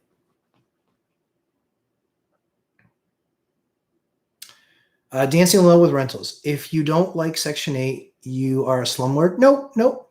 I thought it was that you didn't believe in complaining about government while milking the very system. So yeah, so the comment about Section 8, so that's one of the things which I said, if you can probably roll it back, but one of the things that I said is, if you are a slumlord, you will not like Section 8 because they're all over you. So that's more coming from the being a slumlord, not liking Section 8. If you are a good landlord, like I find myself to be, the reason that we got onto Section 8 or starting to help people with Section 8 was because we were helping people individually before. And when we were helping those people individually before, hold on one second. So with the, we were helping people before that were, marginal renters. And what we found was we always ended up holding the bag at the end. It always ended badly. They never were able to push through that final step or whatever it was, either in their lives or financially or whatever. So we always ended up holding the bag. So the reason that I opened it up to doing something with Section 8 was because, at least financially, that was something where we might be, quote unquote, taking a risk on a tenant, but we weren't taking the massive risk of the monthly bill being paid. So yeah, I don't make any judgments on people that want to do Section 8 or don't want to do Section 8. It was much more a comment on the slumlord not liking Section 8, because if you are a slumlord, you will not like Section 8 because they are all over you for small stuff. I just took over from a slumlord. I just bought a building from a slumlord. And I can tell you, Section 8 was treating me like they were treating him, which way they were all over me about all this list of issues, which wasn't the 47 that I solicited. It was just those 3 units for their 3 tenants. But yeah, I get it. They'd shown me emails that they had requested stuff since back in July. He just ignored their phone calls, ignored their emails, wouldn't give him any due, wouldn't give him any time. They suspended his payments for November 1st. So they didn't they suspended the payment on him, but I'm the one getting affected, which is fine, because I asked him, I said, sure, just send me the list. So the comment was not about Section 8. The comment was about not liking Section 8 and that meaning that you're a slumlord. It is, if you are a slumlord, you will not like Section 8 because they will hold your feet to the fire on all these little things that I guarantee. I've seen the lists. I've seen what was sent to them, what was sent to the old landlord about the building. I've seen the list of things that were on those because they do the annual inspection report for the unit. And it was a lot. And it's all stuff that should have been taken care of.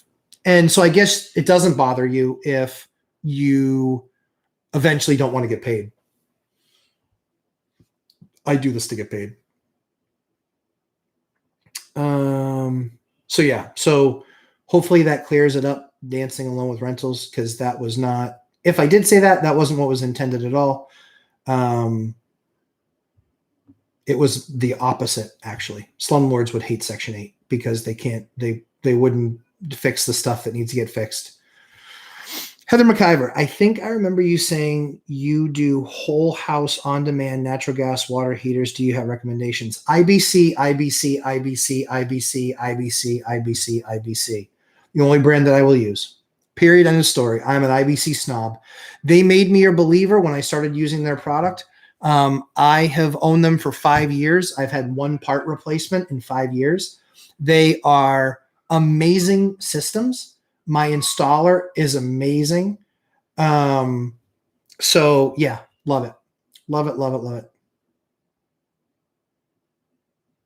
Oh, dancing alone, you didn't say that. Okay, cool. I was reading the comment above. Cool. Just want to make sure there's clarification there. I believe you are a slumlord if you don't fix your stuff.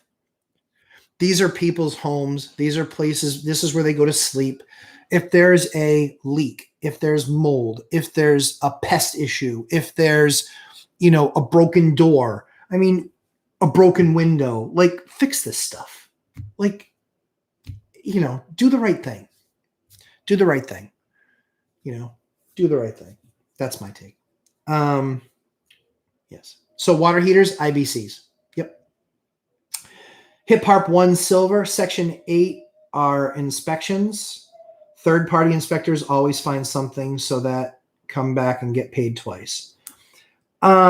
So Section 8, the Section 8 inspector we have, I don't know if that's different in your state. The Section 8 inspector that we have, or that is in my area, works for Section 8. So the last thing that he wants to do is come back. In fact, I think in a number of occasions, when it was something simple, they just said, send me a picture, show that it was done.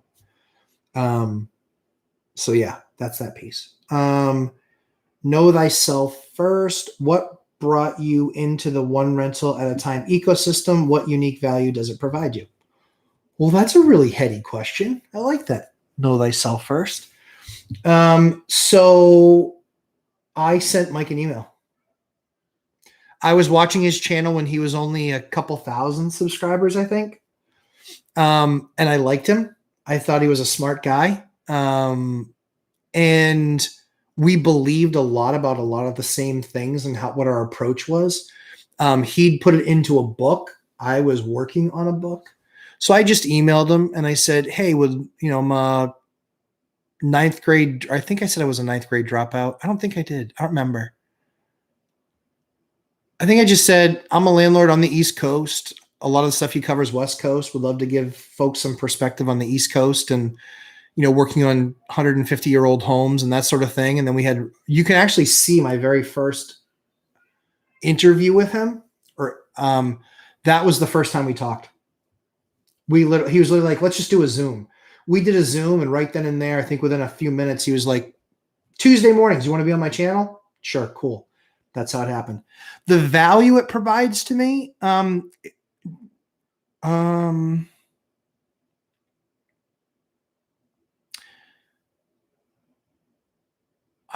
I've never really thought about the value it provides to me. I think it's the value that I want to provide to it. So I like talking to Mike. If he were local, if Dion were local, we'd hang out a lot, I think. Probably so much I would knock on their door and they'd be like, go away. So we would hang out. And so, yeah, I like Mike a lot. I don't know that, value to me. I don't know. I think a lot of people watch his channel and watch mine, but my goal was never to become YouTube famous. So, it was just to be able to help people. And so for the value to me that he brings is he has a broad audience that I can help bring value to, I guess. I think that's the best. Yeah. I think that's the best thing. And in the process in doing this with Mike, I did my first seller finance deal. I hadn't done a seller financing deal before. It was for a small piece of the nut, but yeah, I think, let me know if that's what you're looking for. I like them. Yeah. I like Mike. I like Dion. I'd hang out with those dudes. So I like those guys. Hip Harp Silver, our inspectors are contracted from 200 miles away. Yeah, that sucks. Oh, that sucks. Yeah, that's tough. Dancing alone with rentals. I'm always the slumlord. Yeah, I get it. Me too. I buy the junk houses and it takes me a while to get them on their feet. Yep, me too. Guess what I have to listen to for years after the initial purchase from tenants and neighbors.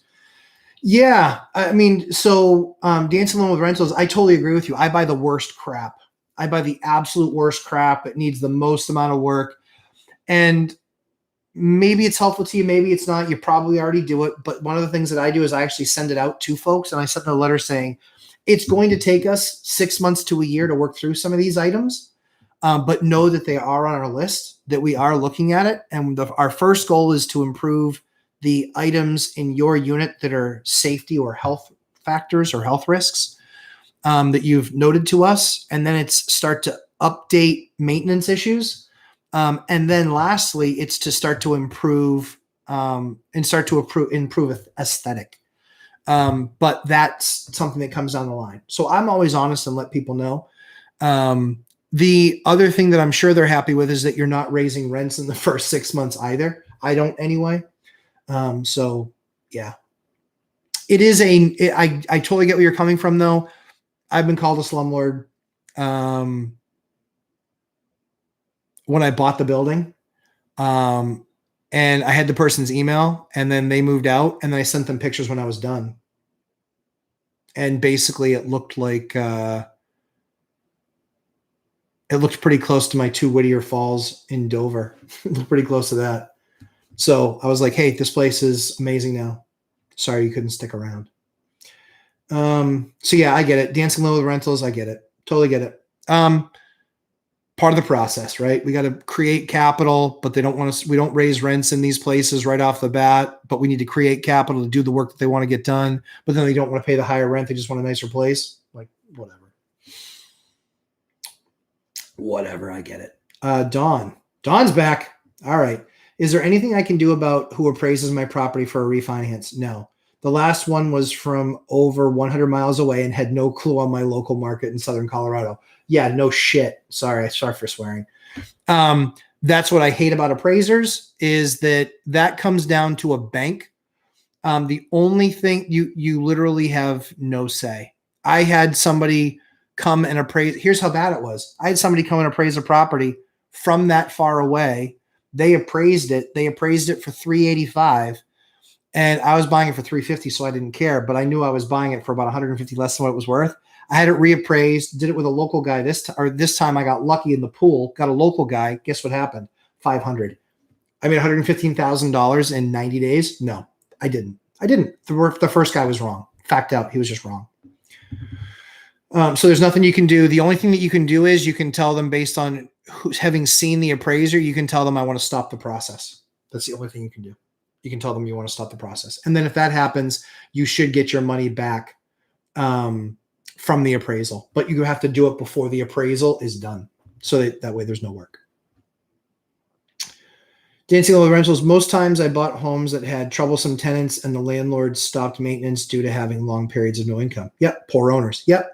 Totally seen that too. Kelly, I just saw your ha-ha, but I don't know what it's about. Tell me what the ha-ha is about. No code. Dawn, the appraiser coming up costs $1,200. Ridiculous. Yeah, I just don't want someone that will lowball me like last time. Totally understandable. This is one of the things I hate about the process that I'm very concerned about. I completely agree with you. Yep.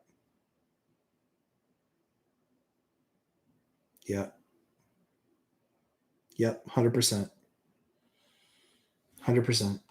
Yep. I got gotten by another appraiser on another deal. It happens to me all the time. It's one of the worst parts of doing this is that somebody that weighs in acting like they know and they just don't, because they'll have opinions about things. And because they're being paid, I'm like, we didn't hire that guy as a structural engineer. We hired him as an appraiser and he's wrong. So I took the opportunity to have a structural engineer dress down this appraiser, and he's one more bad report from getting thrown off this bank's list. And that's going to cost him thousands of dollars, which I look forward to because he's earned it. He's screwed me on 2 deals. He was wrong on both of them. And I have no problem with somebody differing with my opinion of the value of something, but then you're going to have to back it up with facts. My appraisal was almost 1,000. Luckily, it appraised high, despite Bridge Street and South Manch are the same neighborhood. Yeah. Heather McIver. So this question is a bit morbid. Okay. I found out after closing that we had moved that it.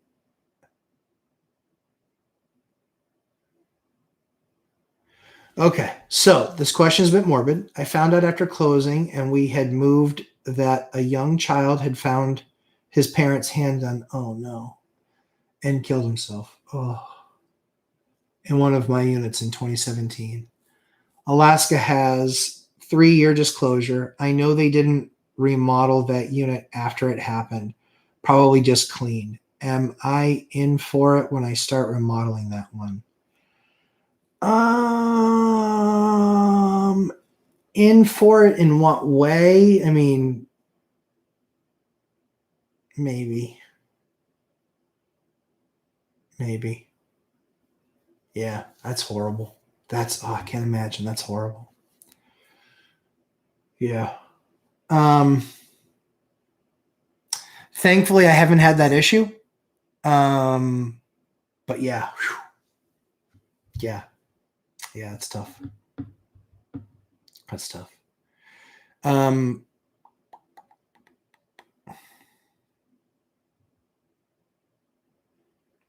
Maybe you get a copy from the police. Maybe you can get a copy of a police report. If you can get a copy of a police report, you can probably find out which room it was. Maybe you do everything in the house except for that one room. That's an idea. That way you don't have to go through that.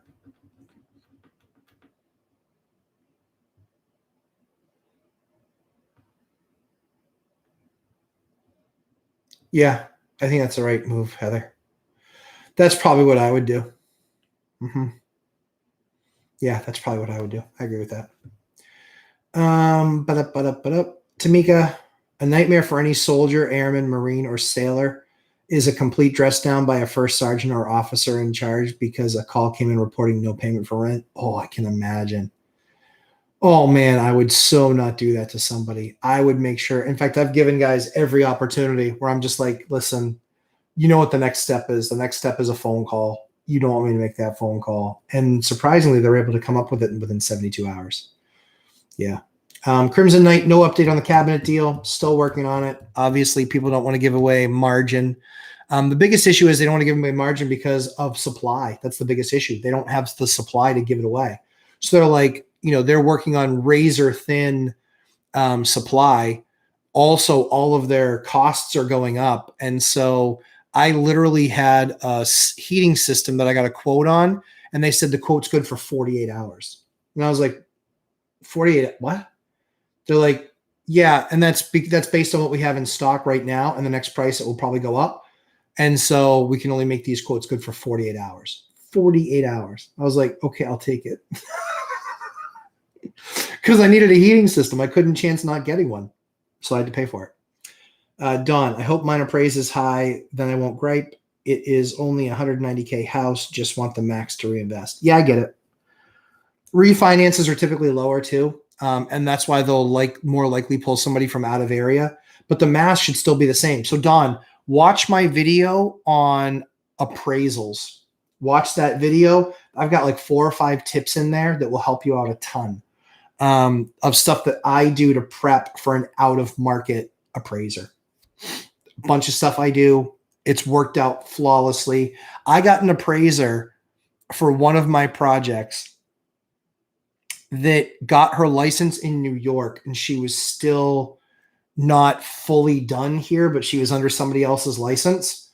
I was scared out of my mind. What was really great was she was willing to take all the information I provide and then create a bunch of her own information.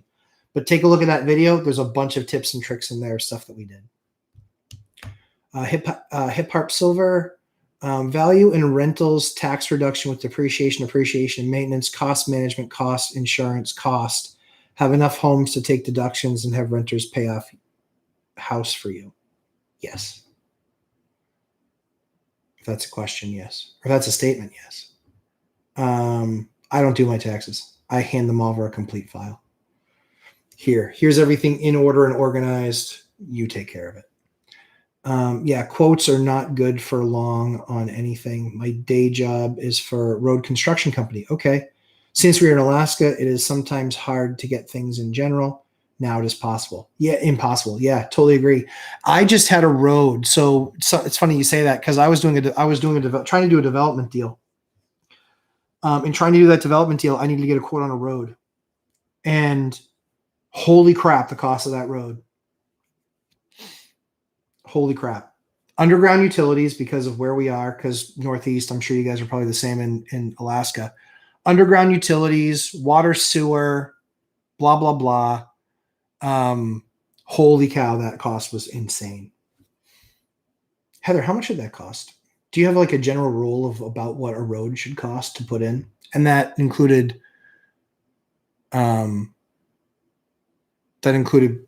pavement, all that stuff. And the road was 750 linear feet. Crimson Knight. So how big does a project need to be to give a tenant notice? I suspect cabinets and heating. Oh yeah, cabinets and heating are certainly good enough. Yep. Yep. You can say rehab, and it can be just, you just have to actually rehab it. Like, paint it, change out some floors, change out some light fixtures, like things that you can't do if they were there. Heat certainly is one. Cabinets is one, because they have to have a sink to wash in. Yeah. But yeah, Heather, I'm interested to know how much a road costs per foot, if you have an idea on that. Because the road quote that I got was nuts. It was nuts. It stopped me. It killed the project, actually. It killed my project. I'm just starting to learn the estimating process, so don't know the number. We mainly do highways and airports. It's not an airport or a highway, but it is a road. So I'll tell you what I was. So I tell you what I was quoted. I was quoted a little over $1,000 a foot. That road with utilities underneath, stub outs for water and sewer, being paved, and essentially that road start to finish, that was going to be $760,000. It was a 750-foot road.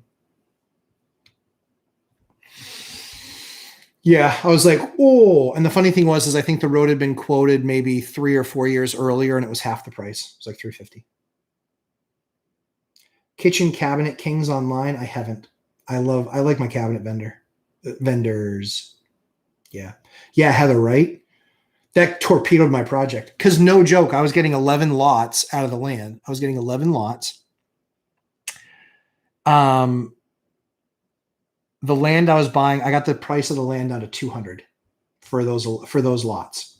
Yep, 200, and yep, 750 was the cost of the road. So I was going to be easily $1 million into it, and I wasn't going to have moved an inch of dirt yet for a house.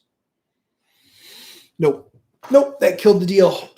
Killed it right there. Way too much money. Way too much money.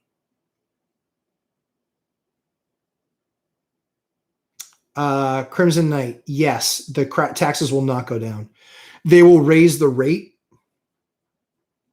You can look back at the last 5 years in Manchester and Nashua. The rate has changed almost every year, and the assessment has changed almost every year. So when assessments are down, rate goes up. When assessments are flat, rate goes up. When assessments are down, or when assessments are up, rate goes down. So it's always like this. That's what it does. That's what it does constantly. All right, a few minutes left, guys. We went extra 20 today, but we'll give a few more minutes. Any last minute questions we'll make sure that we cover and answer. And then I'm going to go spend the rest of the time hanging out with my kiddos, having some fun. My 2-year-old does puzzles now. Holy Colito, she's good. Yeah. She's like, Daddy, will you do puzzles with me? I was like, sure, I'll do puzzles with you. And then my son asked for something to eat. So I made him something. I went in to go do puzzles with her, and she's 2, and she finished the puzzle. And it's a 25-piece puzzle, and she did it. I was like, holy cow, that's awesome. Don, you were already at 100K per lot. Wow. Yeah. Yep. Used to be cost doubled. That would be retail if you would sell out to individuals. Right. And there was no way I was getting 200 a lot. This place was maybe worth 120 a lot tops. And that didn't include a bunch of other stuff that I was going to have to do. So it was a loss big time. And yeah, they do not. And Crimson Knight, they will not give you a break on that stuff. Dancing Low Rentals, I'm only up to 20-piece puzzles. You and me both. That's why I was happy to make my son food. It was embarrassing. Crimson Knight, geez, they don't give us a break at all on taxes. Nope. Nope, they don't. Thank you for your help. Always appreciate the feedback. Yeah, happy to do it. REI Trainer, am I in Nashua? Lovely town. I am not, but Crimson Knight is. I had holdings in Manchester.